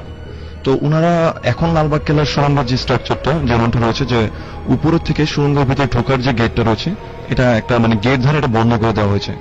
তো আর আমরা যখন আরো আগে যখন দেখেছিলাম তখন উপরে এই গেটটা ছিল না। আর যেহেতু ঘটনা 25 থেকে 30 বছর আগে, তখন মানে এরকম ভিতরে কোনো গেট টেট কিছুই ছিল না। তো ওই সিঁড়ি দিয়ে সুড়ঙ্গে নামার পর সেখানে রাসেল ভাই 7-8টা সাবওয়ের মতো রয়েছে বিভিন্ন দিকে যাওয়ার মতো। তো এরকমগুলো আমরা ছোটবেলায় দেখেছি। তো উনি যেটা বলেন, তো ওনাদেরও এরকম একটা কিউরিসিটি ছিল যে সুড়ঙ্গ নিয়ে অনেক ঘটনা শুনেছি যে এটার ভিতরে কেউ গেলে আর ব্যাক করে না, বা অনেক সময় অনেক মানে পোষ্য প্রাণী, ইভেন কুকুর, যেটা অনেকের মুখে প্রচলিত রয়েছে এরকম ঘটনা যে ছাড়া হয়েছে কিন্তু সেটা কখনো ব্যাক করেনি। তো ওনারা এরকম একটি কিউরিসিটি নিয়ে ওই ইমরান হোসেন ভাই যিনি, উনি আর ওনার কিছু কাজিনরা লালবাগ কেল্লা যায় ঘুরতে। তো ওনারা ঘুরতে ঘুরতে একটা পর্যায়ে ওনাদের সেই কিউরিসিটি নিয়ে ওনারা সেই সুড়ঙ্গের ভেতরে ঢুকে সিঁড়ি দিয়ে নিচে নামার পর ওনারা যেটা দেখেন যে 7-8টা সাবওয়ের মতো বিভিন্ন দিকে চলে গেছে। তো ওনারা সবাই প্ল্যান করলেন যে এক একজন মানে এক এক দিকে যাবে, এবং প্রত্যেকের হাতেই কিন্তু দেশলাই ছিল। তো প্রথমে ওনারা বিভিন্ন জন বিভিন্ন দিকে যায় এবং তারা সেখানে যায় এবং বের হয়ে আসে। তো ইমরান হোসেন ভাই যিনি ঘটনাটি শেয়ার করেন, তো উনি একটা সাবওয়ের ভেতরে ঢুকেন। তো ওনার হাতে দেশলাই ছিল। তো উনি ভিতরের দিকে হাঁটতেছিলেন, খুবই অন্ধকার জায়গাটা। তো উনি পিছনে যে সুড়ঙ্গের যে মেইন জায়গাটা, ওইখানে ওনাদের কাজিনদের কথাবার্তা বলার শব্দ শুনতে পাচ্ছিলেন। তো একটা সময় উনি হাঁটতে হাঁটতে অনেকটা ভিতরে চলে যান। তো ভিতরে চলে যাওয়ার ফলে উনি যেটা হয় যে উনি বাইরে যে ওনার কাজিনরা যে কথা বলতেছিল, তো ওই শব্দগুলো উনি কিন্তু পাচ্ছিলেন না। তো ওনার হাতে যে দেশলাই ছিল, উনি একটা কাঠি জ্বলে নিভে যাওয়ার পর উনি পুনরায় আবার আরেকটা কাঠি জ্বালাচ্ছিলেন এবং উনি সামনের দিকে হাঁটতেছিলেন। তো এরকম করে আসলে উনি প্রায় 7-8 মিনিট ভিতরে হাঁটেন, মানে একেবারে স্ট্রেট ফরওয়ার্ড হাঁটতেই থাকেন ভিতরে। তো উনি হাঁটার পর যেটা লক্ষ্য করতে লাগলেন যে ওনার কাছে মনে হচ্ছিল যে এখানে উনি একা না, ওনার সাথে আরো একজন আছে। কিন্তু উনি যখন মানে দেশটা জ্বালাচ্ছেন এবং পিছনে ঘুরে দেখছেন যে ওনার সামনে পিছনে কেউ নেই, এবং উনি অনেকটা ভেতরে চলে আসছেন এবং সেই জায়গাটা খুবই ডার্কনেস। তো উনি যখন ফিল করতে লাগলেন যে ওনার সামনে কেউ একজন আছে, তো ওই মুহূর্তে এট দ্যাট টাইম উনি যেটা লক্ষ্য করলেন রাসেল ভাই, মানে যেটা দেখার জন্য উনি মোটেও প্রস্তুত ছিলেন না, জাস্ট উনি আমার কিউরিসিটি নিয়ে সেখানে যান। তো উনি যেটা দেখেন যে ওনার থেকে 2 কি 3 হাত দূরত্বে, মানে বেশি বড় না, মানে মাঝারি সাইজের একটা কুকুর তার দিকে তাকিয়ে আছে, খুব হিংস্র একটি দৃষ্টিতে তার দিকে তাকিয়ে আছে। তো এটা দেখার পর আসলে উনি খুব ভয় স্ট্রাক হয়ে যায় সেখানে। মানে উনি যেটা বলেন যে সেখানে ভিতরে তো কুকুর আসার প্রশ্নই আসে না। ওনারা যখন ভিতরে নামছে, যদি কুকুর ওনার পিছন দিক দিকেও আসে ওনার টের পাওয়ার কথা। তো উনি দেশটার কাঠি যখন নিবে, উনি সঙ্গে সঙ্গে আরো কয়েকটা কাঠি জ্বালায়। তো উনি দেখে যে সেটা তার থেকে ঠিকই 2-3 হাত দূরত্ব রয়েছে, বাট মনে হচ্ছে যে এই বুঝি তাকে কামড় দিতে আসবে। তো উনি মানে কি করবেন কিছু বুঝে উঠতে পারতেছিলেন না, যে উনি পিছনে ঘুরে দৌড় দিবেন বা এরকম। তো উনি যেটা বলেন যে উনি চিৎকার দেওয়ার অনেক চেষ্টা করতেছিলেন, বাট উনার গলা দিয়ে কোনো শব্দ বেরোচ্ছিল না। এবং উনি আরো দেশটা আলোতে যেটা খেয়াল করেন সেটা এরকম যে কুকুরের গলায় যে ছিকলটা ছিল সেটা দেখে মনে হচ্ছে যে সেটাকে ভিতর থেকে কুকুরটাকে ছাড়া হয়েছে তার দিকে আসার জন্য, এবং সেই শিকলটার একটা অংশ মানে ভিতর দিকে অন্ধকারের দিকে মানে ভিতর দিকে চলে গেছে। তো উনি কি করবে, উনি কি সেখানে দাঁড়িয়ে থাকবে নাকি সেখান থেকে চলে আসবে, উনি কিছুই বুঝে উঠতে পারতেছিলেন না। এবং ওনার কাছে একটা সময় মনে হতে লাগলো যে মানে আজই বুঝে উনি শেষ, এবং উনি মনে হয় এখান থেকে আর মানে জীবিত বাইরে ফেরত আসতে পারবে না।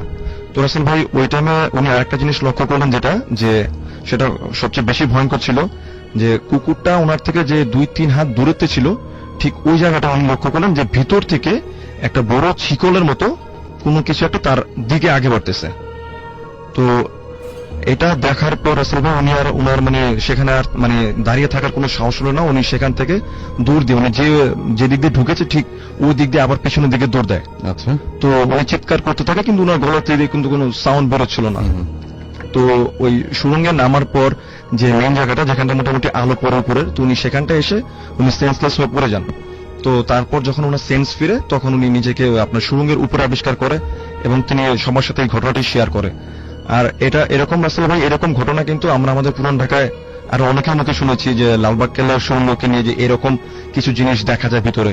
এবং একটা সময় যেটা করে যে গভর্নমেন্ট থেকে কিন্তু ওই সুড়ঙ্গের ভেতরে ঢোকার যে গেটটা ছিল প্রথমে মানে প্রথম দিকে সাবওয়ের যে গেটগুলো ছিল পথগুলো ছিল সেখানে গেট বসানো হয় এবং পরবর্তীতে সুড়ঙ্গের উপরের দিক দিয়েও একটি গেট বসিয়ে দেওয়া হয়।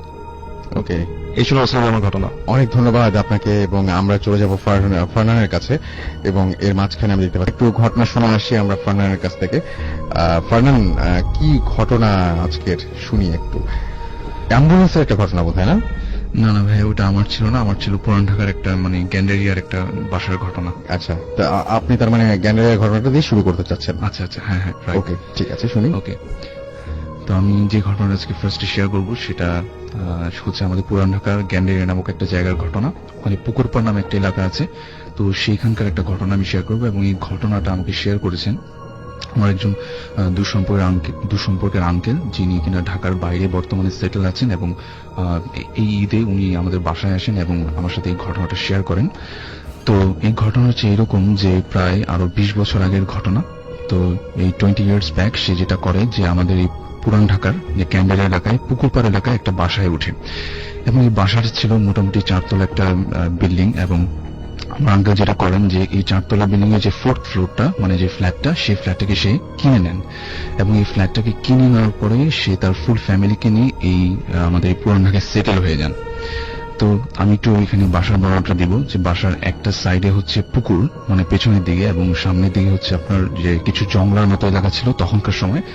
আর যেটা হতো যে ওখানকার যে লোকাল যারা ছিল তারা দেখা যেত বেশিরভাগ সময় ওই জায়গাটাতে আবর্জনা এসে ফেলতো, এবং ওখানে একটা মানে আবর্জনা ফেলতো, এবং ওখানে একটা ডোবা ছিল, মানে ডোবাটা খুব ভালো ছিল না, মানে নোংরা একটা ডোবা ছিল এরকম মানে একটা জায়গা। এবং আরেকটা যেটা বলবো যে ওই বাসাটার যে ফ্রন্ট সাইডটা মানে যে সাইডটাতে মানে ওই জঙ্গলের মতো জায়গাটা ছিল, পচা ডোবা ছিল, ঠিক সেখানে ছিল আমার আঙ্কেলের যে বাসার যে করিডোর বা বারান্দা সেটা। এবং ওই বারান্দাটার একটা সাইডে ছিল কিচেন এবং একটা সাইডে ছিল আপনার বাথরুম।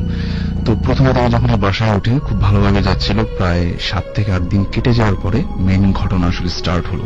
এবং এই ঘটনা হচ্ছে এরকম যে একদিন হঠাৎ করে রাত 2টার দিকে আমার আঙ্কেল এবং ওনার ওয়াইফের হঠাৎ করে রাতে ঘুম ভেঙে যায়, এবং ঘুম ভেঙে যাওয়ার পরে কিছু অদ্ভুত সাউন্ড তাদের কানে আসে। এবং সেটা হচ্ছে এরকম যে বারান্দার করিডোরের যে গ্রিল দেওয়া ছিল সেই গ্রিলটাতে যদি কেউ লাঠি দিয়ে একবার এপাশ থেকে ওপাশ এবং ওপাশ থেকে এপাশ যদি করে তাহলে যেরকম একটা সাউন্ড হবে ঠিক সেরকম একটা সাউন্ড।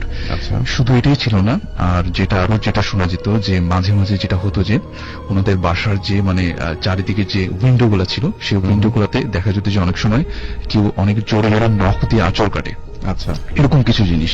কিন্তু ওরা ফার্স্টের দিকে এই বিষয়টাকে অতটা মানে সিরিয়াসলি নেয়নি, ওরা মনে করতো যে হয়তো কোনো বেড়াল টেলাল বা এরকম কিছু একটা এগুলোর কারণে হয়, এবং কখনো তারা নিজেরা গিয়ে দেখেনি যে আসলে ঘটনাটা কি। তো আরো যেটা তারা মানে সাউন্ড পেতো সেটা হচ্ছে যে অনেক সময় কর্ম এরকম একটা সাউন্ড, মানে কট কট কট এরকম একটা সাউন্ড, যেটা হচ্ছে যে মানে কোনো হাড় চিবিয়ে খেলে যেরকম শব্দ হয় ঠিক সেরকম শব্দ তারা মাঝে মাঝে পেত। হ্যাঁ, তো তারপর যেটা হলো এভাবে আরো বেশ কয়েকদিন কেটে যায়, এবং তারা এটা নিয়ে মাঝে মাঝে শুনতো, আবার কখনো ঘুমিয়ে থাকলে শুনতোও না, তো এই কারণে অতটা সিরিয়াস ছিল না। কিন্তু একদিন হঠাৎ করে একদিন সকালবেলা তাদের একটু বেশ অবাকই হয় তার একটা ঘটনা, এবং সেটা হচ্ছে ওনাদের যে বারান্দার করিডোরের কথা আমি একটু বললাম, যে এর আগে করিডোর কথাটা যেটা বললাম, সেই করিডোরে সকালবেলা উঠে তারা যেটা দেখে যে করিডোরের একটা সাইডে কিছু হাড় রাখা, এবং করিডোরের যে ফ্লোরটা ছিল সেখানে মনে হচ্ছে যে কিছু ব্লাড মানে শুকিয়ে গেছে এরকম কিছু একটা, এবং এই ব্লাডের আশেপাশে কিছু কিছু মানে পায়ের ছাপের মতো, এবং এটা অনেকটা দেখে আপনার মনে হবে যে কোন একটা ছোট বাচ্চা যদি রক্তের উপর দিয়ে হেঁটে যায় ঠিক যেরকম স্টেপ সেরকম, কিন্তু এই স্টেপগুলো যদি ভালো মতো দেখা যায় তখন মনে হবে যে না, এটা কোনো মানুষের পায়ের ছাপ না, আবার এটাকে বিড়ালের পায়ের ছাপও বলা যায় না। তো এরকম একটা বিষয়, এবং পুরো করিডোরটা প্রচন্ড বাজে গন্ধ, এবং মনে হচ্ছে যে মানুষও পচা গন্ধ। তো এরকম একটা জিনিস তারা সকালবেলা হঠাৎ করে ফেস করে, এবং এটাকে তারা যথারীতি ভালো মতো ফ্রেশ করে। তারপরে যেটা দেখা যায় যে প্রায় 2 দিনও ওই স্মেলটা ছিল সেখানে, পচা যে মানে মাংসের গন্ধ পাওয়া যেত, সেই জিনিসটা প্রায় আরো 2 দিন ধরে সেখানে ছিল। কিন্তু এটাকেও তারা, আমার আঙ্কেল যেটা করেন যে নর্মাল হিসেবে নেয়, মনে করে যে হয়তো কোনো বিড়ালের কাজ, এটা বা এরকম কিছু একটা কাজ হবে, কিন্তু এটাকে প্যারানর্মাল কোন কিছুর সাথে সে মানে ভাবেনি তখনও। তো এরপর আরো কয়েকদিন যাওয়ার পরে ঈদের ছুটি আসলো। তো ঈদের ছুটিতে আমার আঙ্কেল এবং তার ওয়াইফ এবং তার ফুল ফ্যামিলি তার দেশের বাড়ি চলে গেল। এখানে আমি আরেকটা কথা বলবো যে আমার আঙ্কেল যে বাসাটায় ফার্স্টে উঠেছিলেন সেই বাসার 4th ফ্লোরে তিনি ছিলেন, এবং 3rd ফ্লোর এবং 2nd ফ্লোরটা তখনও খালি ছিল, মানে ওই সময়টাতে তখনও খালি ছিল। এবং যেটা গ্রাউন্ড ফ্লোর, সেই গ্রাউন্ড ফ্লোরে ছিল একটা গ্যারেজ, এবং গ্যারেজের পাশে ছিল একটা মুদির দোকানের যে গুদামঘর সেটা। তো দেখা যেত যে ওই গ্যারেজে একজন কেয়ারটেকার থাকতো, দারোয়ান, আর ওই গুদামঘরে আরো 2-3 জন লোক থাকতো প্রায়। আচ্ছা। হ্যাঁ, 2nd ফ্লোর এবং 3rd ফ্লোর কিন্তু একদম খালি। ওকে, তো ওনারা যখন ঈদের ছুটিতে মানে দেশের বাড়ি চলে গেল, তো পুরো বাড়িটা কিন্তু তখন একটা ভূতের বাড়িতে পরিণত হলো, কেন শুধুমাত্র গ্রাউন্ড ফ্লোরেই কয়েকজন মানুষ আর সম্পূর্ণ ফ্লোর খালি। তো যাই হোক, যেহেতু একজন কেয়ারটেকার সেই বাসায় ছিল, তো এই কেয়ারটেকার যেটা করতেন যে প্রত্যেকদিন রাতে সবকিছু চেক করে গেট টেট ভালো মতো লক করে ঘুমাতে যেতেন। তো একদিন ঈদের ছুটির বেশ কয়েকদিন কেটে যাওয়ার পরে, মানে যখন বাসাটা খালি ছিল, তখন যেটা হলো যে ওই যে কেয়ারটেকার যেটা করতো যে প্রত্যেকদিন রাতে উনি সিগারেট খেয়ে রাত্রে ঘুমাতে যেত, এবং উনি যথারীতি সেদিনও মানে সিগারেট খাওয়ার জন্য বাসার যে মেইন গেট সেটার বাইরে গেলেন এবং বসে বসে সিগারেট খাচ্ছিলেন। তো এই সময় হঠাৎ করে মনে হয় যে কি যেন একটা কিছু তার মাথার উপরে এসে পড়লো। সে যখন ভালো মতো দেখলো, সে দেখলো যে একটা চাবি আসছে, এবং এই চাবিটা একটা দড়ি দিয়ে বাঁধা, এবং এই চাবিটাকে ফেলা হয়েছে ঠিক 4th ফ্লোর থেকে, 4th ফ্লোরের যে করিডোর সেখান থেকে। এবং এটা দেখার পরে উনি এটাকে টানার চেষ্টা করলো, এবং যখন সে এটা টানার চেষ্টা করলো তখন মনে হচ্ছিল যে এটা উপরে 4 তলা থেকে কেউ এটা ধরে রাখছে। তো এই জিনিসটা দেখার পর সে একটু ভয় পেয়ে গেল যে ব্যাপার কি আসলে, 4th ফ্লোরে যে মালিক সে তো ঢাকার বাইরে তার দেশের বাড়িতে, তো এটা আসলে বিষয়টা কি, এটা কে ফেললো চাবিটা আসলে উপর থেকে। তুমি যেটা করলো যে, এবং সেদিন আরেকটা কথা আমি বলতে ভুলে গেছি, সেটা হচ্ছে সেদিন সারাদিনই মোটামুটি ইলেকট্রিসিটি প্রবলেম ছিল, মোটামুটি একটু পরপর কারেন্ট চলে যাচ্ছিল, এবং ওই সময়টাতে কারেন্ট ছিল না। তো সে যেটা করলো যে 4th ফ্লোরে যাওয়ার জন্য হাতে একটা মোমবাতি নিল, এবং আস্তে আস্তে করে সেই সিঁড়ি ঘর দিয়ে ঠিক 4 তলায় উঠে গেল। সে যখন 4 তলায় পৌঁছালো, সে দেখলো যে অনেক বড় একটা তালা গেটে লাগানো, মানে সবকিছু ঠিকঠাক আছে, কোনো চোরও আসেনি, কিছুই আসেনি। এবং যেহেতু গেটগুলো লক ছিল, ভিতরে যে দেখার উপায় ছিল না যে চাবিটা আসলে কে ফেলেছিল। তো সে যেটা মনে করলো হয়তো বিড়াল টেড়াল বা কিছু উপর থেকে মানে চাবিটা সাইডে ছিল, সেটা ফেলে দিছে হয়তো, বা এরকম কিছু অ্যাক্সিডেন্ট হইতে পারে।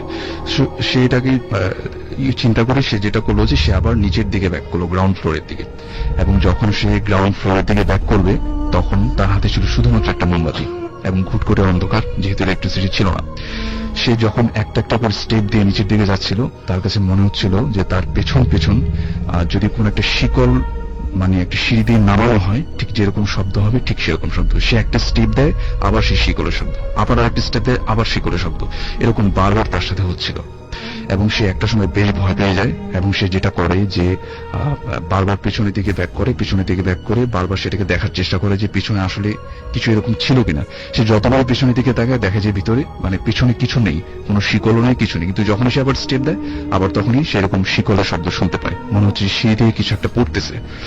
তো একটা পর্যায়ে সে বেশ ভয় পেয়ে যায়, এবং সে যেটা করে যে মানে ওই দৌড়ানোর চেষ্টা করে, মানে এক দৌড়ে নিচে চলে আসার চেষ্টা করে।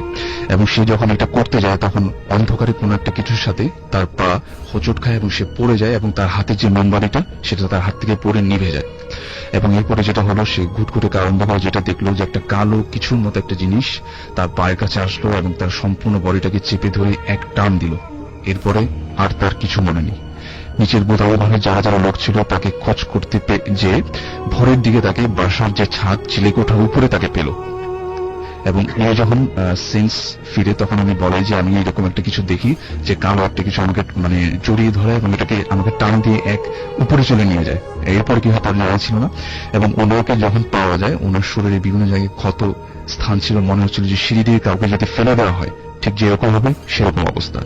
তো এই ঘটনা ঘটার পরে ওই কেয়ারটেকার ওই বাসার চাকরি ছেড়ে দিল এবং সে প্রচন্ড ভয় পেয়ে গিয়েছিল এবং সে বাসার চাকরি ছেড়ে দিল এবং এই মালিককে বলে ওই বাসার চাকরি ছেড়ে দেয়। তারপর যখন আমার আঙ্কেল মানে ঢাকায় ফেরত আসেন তখন দেখেন যে বাসার দারোয়ান নেই, তারপর নতুন দারোয়ান রাখা হয় এবং উনি যেটা বলে যে মানে এই দারোয়ানের কথাটা তার একদমই বিশ্বাসযোগ্য হয়নি, মনে হয়নি। তুমি যেটা মনে করেন যে এটা হয়তো বা কোনো একটা মানে দারোয়ানের নিজের কোনো একটা ফল ছিল এরকম কিছু একটা। তো তারপর যেটা হয় এরপর আরো বেশ কয়েকদিন আবার কেটে গেল।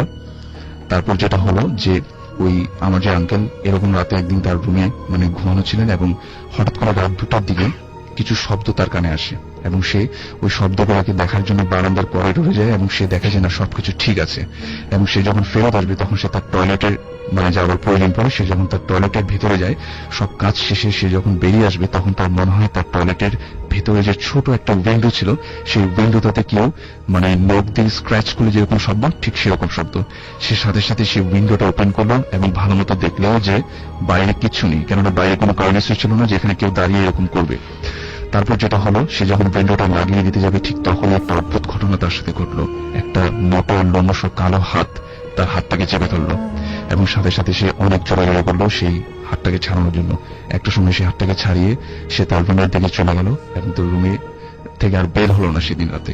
এরপর দিন সকালবেলা ওনার ওয়াইফকে যে ঘটনাটা শেয়ার করবেন মানে ওনার ফুল ফ্যামিলিকে ওনার দেশের বাড়িতে আবার ট্রান্সফার করবেন এবং উনি যেটা করেন যে এই বাসাটাকে মিলাপ করান, প্রিফার করার চেষ্টা করেন এবং একটা সময় এই ফ্ল্যাটটাকে অন্য একজনের কাছে খুব অল্প দামে সেল করে দেন।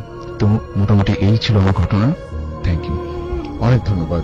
আমি আশা করছি যে আপনার এফরানের এই ঘটনাটা আপনাদের সবার ভালো লেগেছে। বেশ কিছু এসএমএস রয়েছে এবং এই মুহূর্তে আমাদের সাথে জয়েন করছেন একজন নতুন অতিথি। আমি শুরুতে জানতে চাইব আপনার নাম এবং জেনে নিই যে আপনি কোথা থেকে এসেছেন। হাই লিসেনার্স, আমি নিলয়, আমি এসেছি মিরপুর থেকে। মিরপুর থেকে। আছে আপনার ঘটনা চলে যায় আমরা সরাসরি। আসলে ভাই এটা আমার কোনো ঘটনা না, আমার নিজের করা একটা এক্সপিরিয়েন্সই বলতে গেলে। জানি না আমি এক্সপিরিয়েন্সটা কতটা ভৌতিক বা প্যারানর্মাল কিছু, বাট আমার কাছে যেটা লাগছে এই ঘটনাটা আর কি নর্মাল কিছু না। যদি নর্মাল কোনো কিছু হতো তাহলে আমি এটা ইজিলি একটা ব্যাখ্যা পেতাম, বাট এখন পর্যন্ত আমি ঘটনাটার কোনো ব্যাখ্যা পাইনি। সো আমার এক্সপিরিয়েন্সটা ছিল যে এই টাইপের। ইউজুয়ালি আমি বিকালে বাইরে নাস্তা করতে যাই, এটা সবসময় করি আমি। তো ঘটনাটা এই 29শে নভেম্বর। আমি বিকালে বাসায় পিসিতে কাজ করছিলাম। সন্ধ্যার কিছুক্ষণ আগে আম্মু আমার রুমে আসলো, আমাকে যথারীতি নাস্তা করার জন্য টাকা দিল এবং বললো যে বাইরে যা তুই যে নাস্তা করে। আমি আম্মুকে রিপ্লাই দিলাম যে তুমি যাও, আমি একটু পরে কম্পিউটারের কাজটা শেষ করে যাচ্ছি। সো আমি ইউজুয়ালি কম্পিউটারে কাজ করছি। এর কিছুক্ষণ পরে মাগরিবের আজান দিল। আজানের ঠিক 2 কি 3 মিনিট পরে আমার রুমে আগরবাতি বা এই টাইপের কোনো একটা স্মেল ঢুকতে থাকলো। আমি ব্যাপারটা ফার্স্ট টাইম নর্মালি নিলাম, হতেই পারে। এরপরে 5 মিনিট পরেই রুমে আগরবাতির স্মেলটা আরো বেড়ে গেল। এমন একটা অবস্থা হলো যে রুমে নিঃশ্বাস নেওয়া যাচ্ছে না। সো এই টাইমে ইলেকট্রিসিটিটা চলে গেল। আমি পিসিটা শাট ডাউন দিয়ে অন্য রুমে চলে গেলাম ফ্রেশ হওয়ার জন্য। বাট আমি যখন অন্য রুমে যাই দেখতে পেলাম আগরবাতিটা ওই রুমে একটু কোনো স্মেল নেই, বাট আমি যে রুমে ছিলাম ওই রুমে পুরো একটা ভরা আগরবাতি বা এই টাইপের স্মেল ছিল। সো আমি ফ্রেশ হওয়ার জন্য ওয়াশরুমে ঢুকলাম, যেহেতু ইলেকট্রিসিটি নাই ওয়াশরুমটা পুরো অন্ধকারই ছিল। আমি ওয়াশরুমে ঢোকার পর আমার জাস্ট ফিল হতে থাকলো যে একটু ভয় ভয় লাগছে, বাট এটা ফিল হওয়ার কোনো কারণ নেই, কারণ আমি বাসায় অনেকদিন যাবত আছি আর কারেন্ট না ইলেকট্রিসিটি না থাকার পর আমি এটা অনেকবার ইউজ করছি। সো এরকম ফিলিংস হওয়ার কোনো কাজ নেই। আমি ব্যাপারটা নর্মালি নিলাম, ফ্রেশ ট্রেশ হলাম, বাইরে যাবার জন্য একটা প্রিপারেশন নিলাম। যেই টাইমে আমি আমার বাসায় গেটটা ক্লোজ করে বেরোচ্ছি সেইতে অন্ধকার ছিল, ইলেকট্রিসিটি ছিল না। আর যাদের বাসায় মেনলি আইপিএস ছিল তাদের জানলা দিয়ে হালকা হালকা লাইটটা শীতে পড়ছিল। সো আমি কিভাবে জানি ফোনের লাইটটা অন করলাম, এটা আমি কখনো করি না বিকজ আমি বাসায় অনেকদিন যাবত আছি। সো আমি লাইটটা ওপেন করে নামা শুরু করলাম, প্রত্যেকটা স্টেপ দেখে দেখে নামলাম। একবার যখন গ্রাউন্ড ফ্লোরে পৌঁছাই তখন আমি রাস্তায় নামলাম। রাস্তাটা মূলত অন্ধকার ছিল, ইলেকট্রিসিটি ছিল না। এরপর 2-3 মিনিট হাঁটার পর আমি জাস্ট হোটেলে রিচ করলাম। খাওয়া দাওয়া করে বিল টিল দিয়ে আমি বাসায় ব্যাক করবো। যদি এখন আমি বাসায় ব্যাক করতে যাই আমার 2টা রাস্তা আছে, লেফট সাইড দিয়ে একটা, রাইট সাইড দিয়ে একটা। সো আমি ভাবলাম যে লেফট সাইড দিয়ে ব্যাক করি। আমি লেফট সাইডে টার্ন নিয়ে 2 কি 3 হাঁট হাঁটছি। হাঁটার পর আমার মনে হলো আমাকে পিছের থেকে একজন ডাক দিল, বললো যে আয় দাঁড়া। সে কিন্তু আমার নাম উচ্চারণ করেনি, শুধু এটাই বললো। আমি জাস্ট ব্যাক করলাম দেখার জন্য কে ডাক দিছে। সো আমি ব্যাক করে দেখলাম যে আমার এলাকার এক পরিচিত ভাই আমাকে ডাকছে। সো আমি তার দিকে মুভ করবো, বাট আমি যখন সামনের দিকে তাকালাম দেখলাম যে একটা লোক আমার সামনে দাঁড়িয়ে আছে। লোকটার বডি স্ট্রাকচারটা ছিল এই টাইপের, যে একটু মোটা টাইপের, ফর্সা, বয়স মেবি 35 এই টাইপের হবে এজটা। আর লোকটার যা বডি স্ট্রাকচারটা ছিল তার সাথে আমার একটা কাজিনের হাজবেন্ডের চেহারা অনেক মিল ছিল। সো আমি ফার্স্ট টাইম ভাবছিলাম সে হয়তো। আর লোকটার সাথে যখন আমার ফার্স্ট টাইম আই কন্টাক্ট হয়, সে আমাকে এই টাইপের একটা কোশ্চেন করছিল যে কেমন আসোস। বাট আমার যে কাজিনের হাজবেন্ড, সে আমাকে সবসময় তুমি করেই বলে। সো আমার ব্যাপারটা ফার্স্ট টাইম একটু ইয়াই লাগবে, কি জন্য সে তুই করে বললাম। ভালো সে হয়তো আসছে ভুলে বলছে। সো আমি বললাম যে ভালো আছি। তার সাথে মেনলি পরিচিতের সাথে যেভাবে দেখা হলে আমরা হাত মিলাই, তার সাথে আমি সেভাবে হাত মিলালাম। বাট যখন তার হাতের সাথে আমার হাতটা লাগে, আমার জাস্ট ফিল হতে লাগলো যে অস্বস্তি টাইপের কিছু একটা ফিল হতে থাকলো। লোকটা এবার আমাকে, আমি হোটেলের জেনারেটরের আলোতে দেখতে, তার ফেসটা যখন দেখতে পেলাম, তখন আমি দেখলাম যে সে আমার কাজিনের হাজবেন্ড না, এমনকি আমি আজ পর্যন্ত তাকে কখনো দেখিও নাই। এবার আমি তাকে একটু জিজ্ঞেস করেই ফেললাম আপনি কে। সে রিপ্লাই দিল যে আমি তো তোমাকে চিনি, তোমার নাম নিলয় না? আমি বললাম জি আমার নাম নিলয়। সে যথারীতি আমার ক্লাস, আমি কোন ক্লাসে পড়ি, এবং আমাকে এবার আস করলো যে তুমি কোন স্কুলে পড়ো। আমি ভাবতেছি বলবো নাকি অ্যান্সারটা দিব নাকি অপরিচিত একজন। তো যেই টাইমে আমি অ্যান্সারটা দিতে যাবো তাকে, সে জাস্ট বললো হ্যাঁ হ্যাঁ মনে পড়ছে, তুমি না এই স্কুলে পড়ো। সে যথারীতি সঠিক অ্যান্সারটা দিয়ে দিল। ব্যাপারটা আমার কাছে একটু অবাকই লাগলো, কারণ ফার্স্ট টাইম তার সাথে দেখা, আগে কখনো দেখা হয়নি, সে আবার এত ইনফরমেশন দিতেছে। তো আমি আবার জিজ্ঞেস করলাম আপনি কে, তোর পরিচয়টা একটু বলেন। সে শুধু জাস্ট একটুকু বললো যে আমি তো তোমাকে চিনি, তোমাকে প্রায় দেখি, তুমি এলাকায় থাকো। জি, বাট আপনি কি, আপনার পরিচয়টা একটু ক্লিয়ারলি দেন। সে বলতেছে যে আমি এলাকায় থাকি। এরপর আরো আমি এলাকায় থাকি। আমার জাস্ট মনে তো থাকলো যে লোকটা মলম পার্টি বা ছিনতাইকারী টাইপের কিছু একটা, কারণ এটা যেহেতু ঈদের সিজন। তো আমার লোকটার সাথে কথা বলতে মোটেও ভালো লাগতেছিল না। আর তখন আমার ভিতরে একটা অস্বস্তি ফিলিং হচ্ছিল, কারণ লোকটার সাথে তখন আমার হাতটা ধরা। তো আমি ভাবলাম যে আমার 3-4 হাত দূরে যে ভাইয়াটা দাঁড়ায় আছে তাকে যে আস করি যে ভাইয়া তুমি ওকে চিনো কিনা, তোমার পরিচিত কিনা। সে এত সব আস করতেছে আমাকে। তো আমি জাস্ট ওই ভাইয়াটার দিকে মুভ করতেছি। তার থেকে আমার দূরত্ব ছিল 3 কি 4 হাত। তো এই আমি যখন মুভ করলাম, মুভ করে ওর কাছে যখন রিচ করলাম যে ওকে আস করবো যে তুমি চিনো নাকি, জাস্ট এই ওয়ার্ডটা আমি ওকে বলবো। যখন আমি প্লেসটার দিকে তাকালাম, দেখলাম যে লোকটা প্লেসে আর নাই।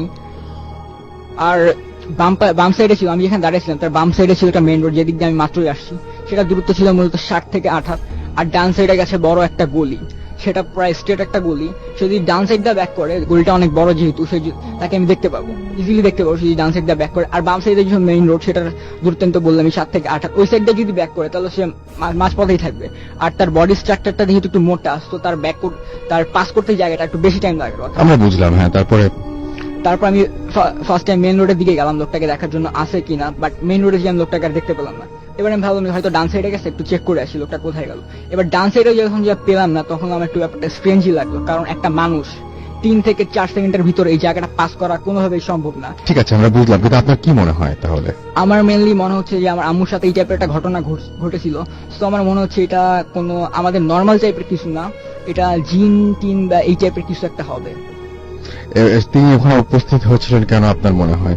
আমার মনে হচ্ছে সে আমাকে কোনো মেসেজ দিতে আসছিল, বাট সে যখন লাস্ট টাইম কিছু কথা বলতেছিল আমি তারটা শুনিনি, বাট ইগনোর করে আমি অন্য সাইডে চলে গেছি, কারণ তার সাথে কথা বলতে আমার মোটেও ভালো লাগতেছিল না সেজন্য। ওকে, আপনাকে অনেক ধন্যবাদ আপনার ঘটনার জন্য। আমরা আবারও আপনাদের কাছে ফিরে আসবো। আমরা চলে যাচ্ছি আরো একটা ঘটনায়, এবং আমাদের পরবর্তী অতিথি এখানে আছেন। আপনার নামটা একটু জিজ্ঞেস করতে চাচ্ছি, এবং আপনি কোথা থেকে এসেছেন? আপনার নামটা আরো একবার বলতে হবে। জি, আমি শাহরিয়ার সেতু, আমি জাহাঙ্গীরনগর বিশ্ববিদ্যালয় থেকে এসেছি।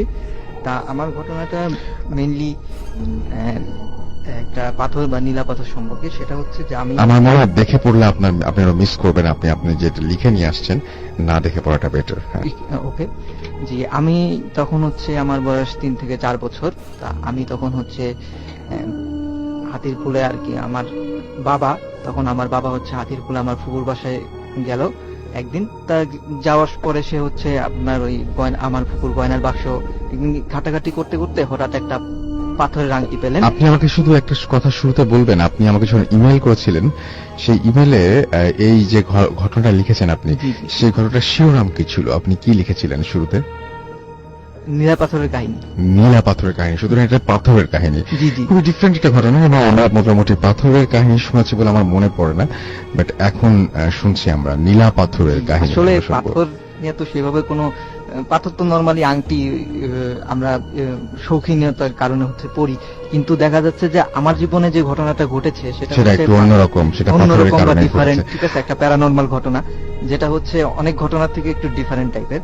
তা তখন আমার বাবা যখন ওই আমার ফুপুর বাসায় গেল, তখন হচ্ছে তিনি ওই গয়নার বাক্স ঘাটাঘাটি করে একটা পাথর পেলেন। তা তিনি জিনিসটা খুব পছন্দ করলেন, পছন্দ করার পরে তিনি বললেন যে আমি এটা নিয়ে যাই, এটা আমি পরবো। তা বললো যে ঠিক আছে তুই নিয়ে যা, সমস্যা নেই, ঠিক আছে। তারপরে উনি এটা অনেকটা পছন্দ করতেন, আর উনার হইতেছে গিয়ে প্রায় এটা পরে হইতেছে গিয়ে উনি বাইরে বেরোতেন। তা যখন তিনি এটা পরে বাইরে বেরোতেন, তার ঠিক দেখা যাচ্ছে যে আপনার মাগরিবের নামাজের পরে দেখা যাচ্ছে যে আমার মাথায় প্রচন্ড ব্যথা হতো, এবং দেখা যাচ্ছে যে এটা একদম ঠিক টাইম, একদম আপনার এশার সময় এটা আপনার শেষ হয়ে যেত।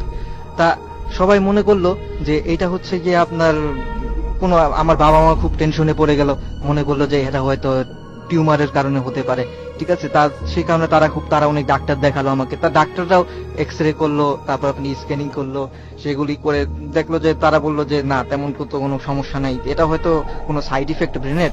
তারা ব্যথানাশক বিভিন্ন ওষুধ টষুধ দিল, কিন্তু দেখা যাচ্ছে যে কোনো ট্রিটমেন্ট হচ্ছে না কোনো কিছুতে। তা আমার বাবা মা খুব চিন্তায় পড়ে গেল, আসলে কি ঘটলো, হঠাৎ করে এরকম কেন হলো, এরকম মাথা ব্যথা কেন হঠাৎ করে হলো। তা একদিন হঠাৎ বলতে বলতে আমাদের বাসায় তখন উত্তরে ছিল, তা তখন হচ্ছে আপনার কিছু দূর পরে তার এক ফ্রেন্ডের বাসা ছিল। তা সেখানে গিয়ে হচ্ছে সে আমাদের আমার এই ঘটনা অনেক কথাবার্তা বলতে বলতে হঠাৎ করে তার একটা ঘটনা বললো যে আংটিটা উনি দেখলো, উনি দেখে বলতেছে যে আচ্ছা এই আংটিটা কিসের। তা আমার বাবা বললো যে হ্যাঁ, এটা তো নীলা পাথরের একটা আংটি। তা উনি আবার একটু আংটি সম্পর্কে ধারণা ছিল না, তা উনি বললেন যে আংটিটা নীলা পাথরের, তা এই আংটিটা কি আপনি আপনার রাশির সাথে মিলিয়ে পড়েছেন? তা বাবা বলল যে না, এরকম তো কোনো মিলিয়ে টিলে তো আমি পড়ি নাই, আমার ভালো লাগে আমি পড়ি। তা তখন বললো যে না, এটা তো আপনার যে এটা পড়তেছেন আপনার তো এরকম ক্ষতি হয়ে যাবে, আমার তো এরকম অনেক লোক ছিল, আমি দেখেছি যে অনেকে এই আংটি ব্যবহার করার কারণে তারা ধনী হয়ে গেছে, আবার অনেকে দেখেছি যে আমি আংটি ব্যবহার করার কারণে তারা হইতেছে গিয়া একদম শেষ হয়ে গেছে। এরকম যেমন তিনি একটা এক্সাম্পল দিন যে তার পরিচিত একজন লোক ছিল, যে তার হচ্ছে 7টা ট্রাক ছিল এবং তার একটা ছেলে ছিল।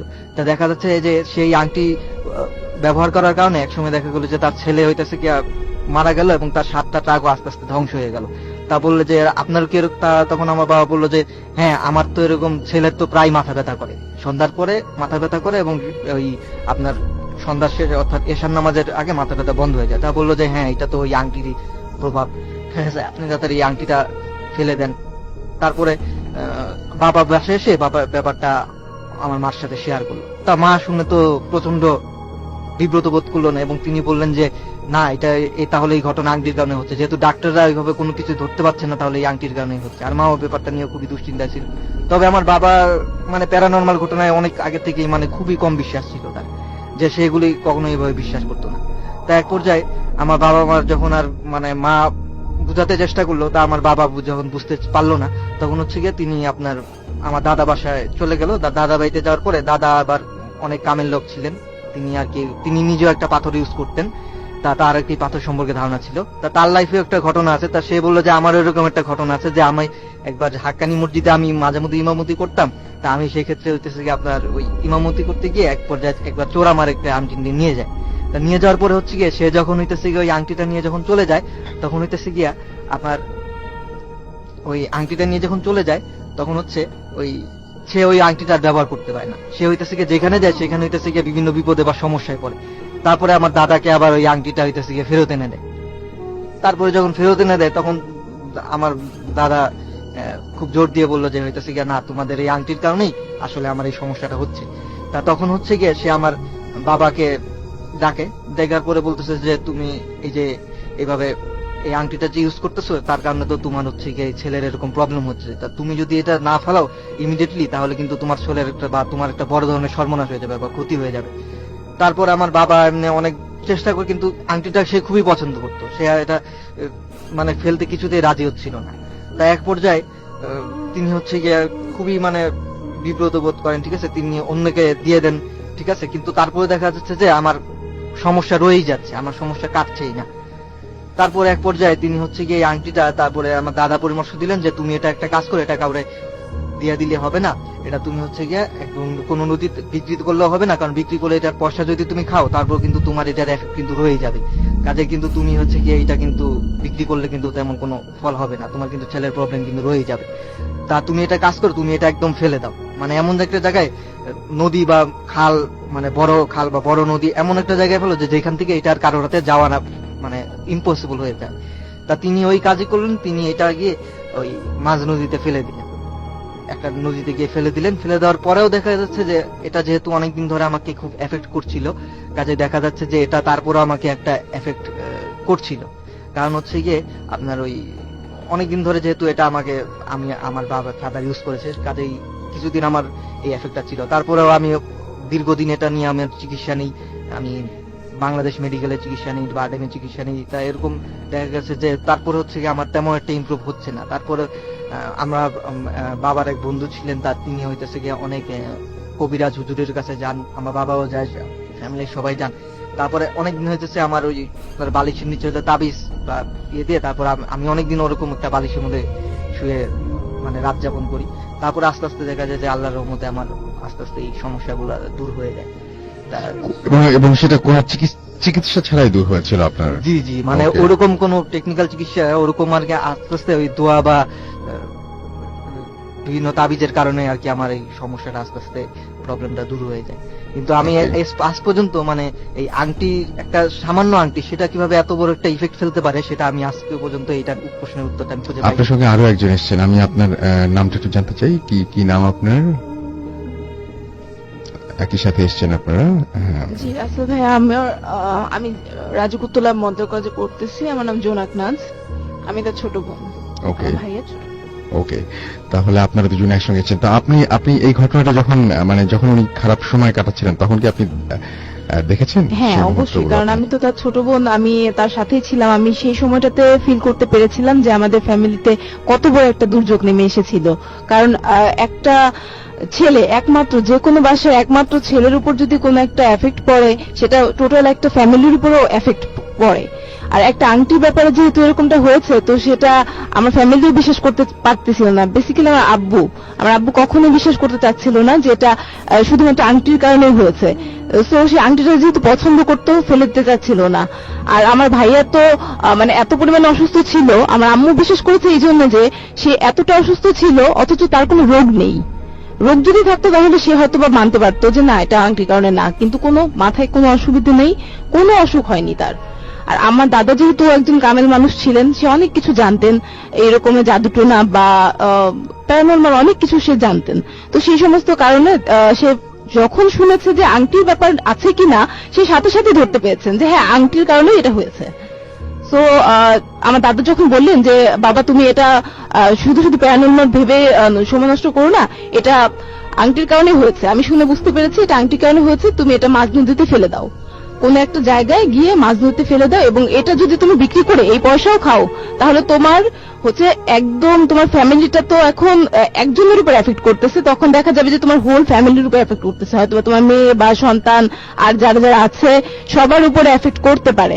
এখন তুমি এটা একটাই উপায় আছে, তবে আমার দাদার যেহেতু জানতেন এই ব্যাপারগুলো, সো আমাদের অনেক উপকার হয়েছে, কারণ উনি না থাকলে হয়তো আমরা এইটা এখনো খুঁজে পেতাম না যে আমরা কিভাবে ভাইয়াকে বাঁচাবো।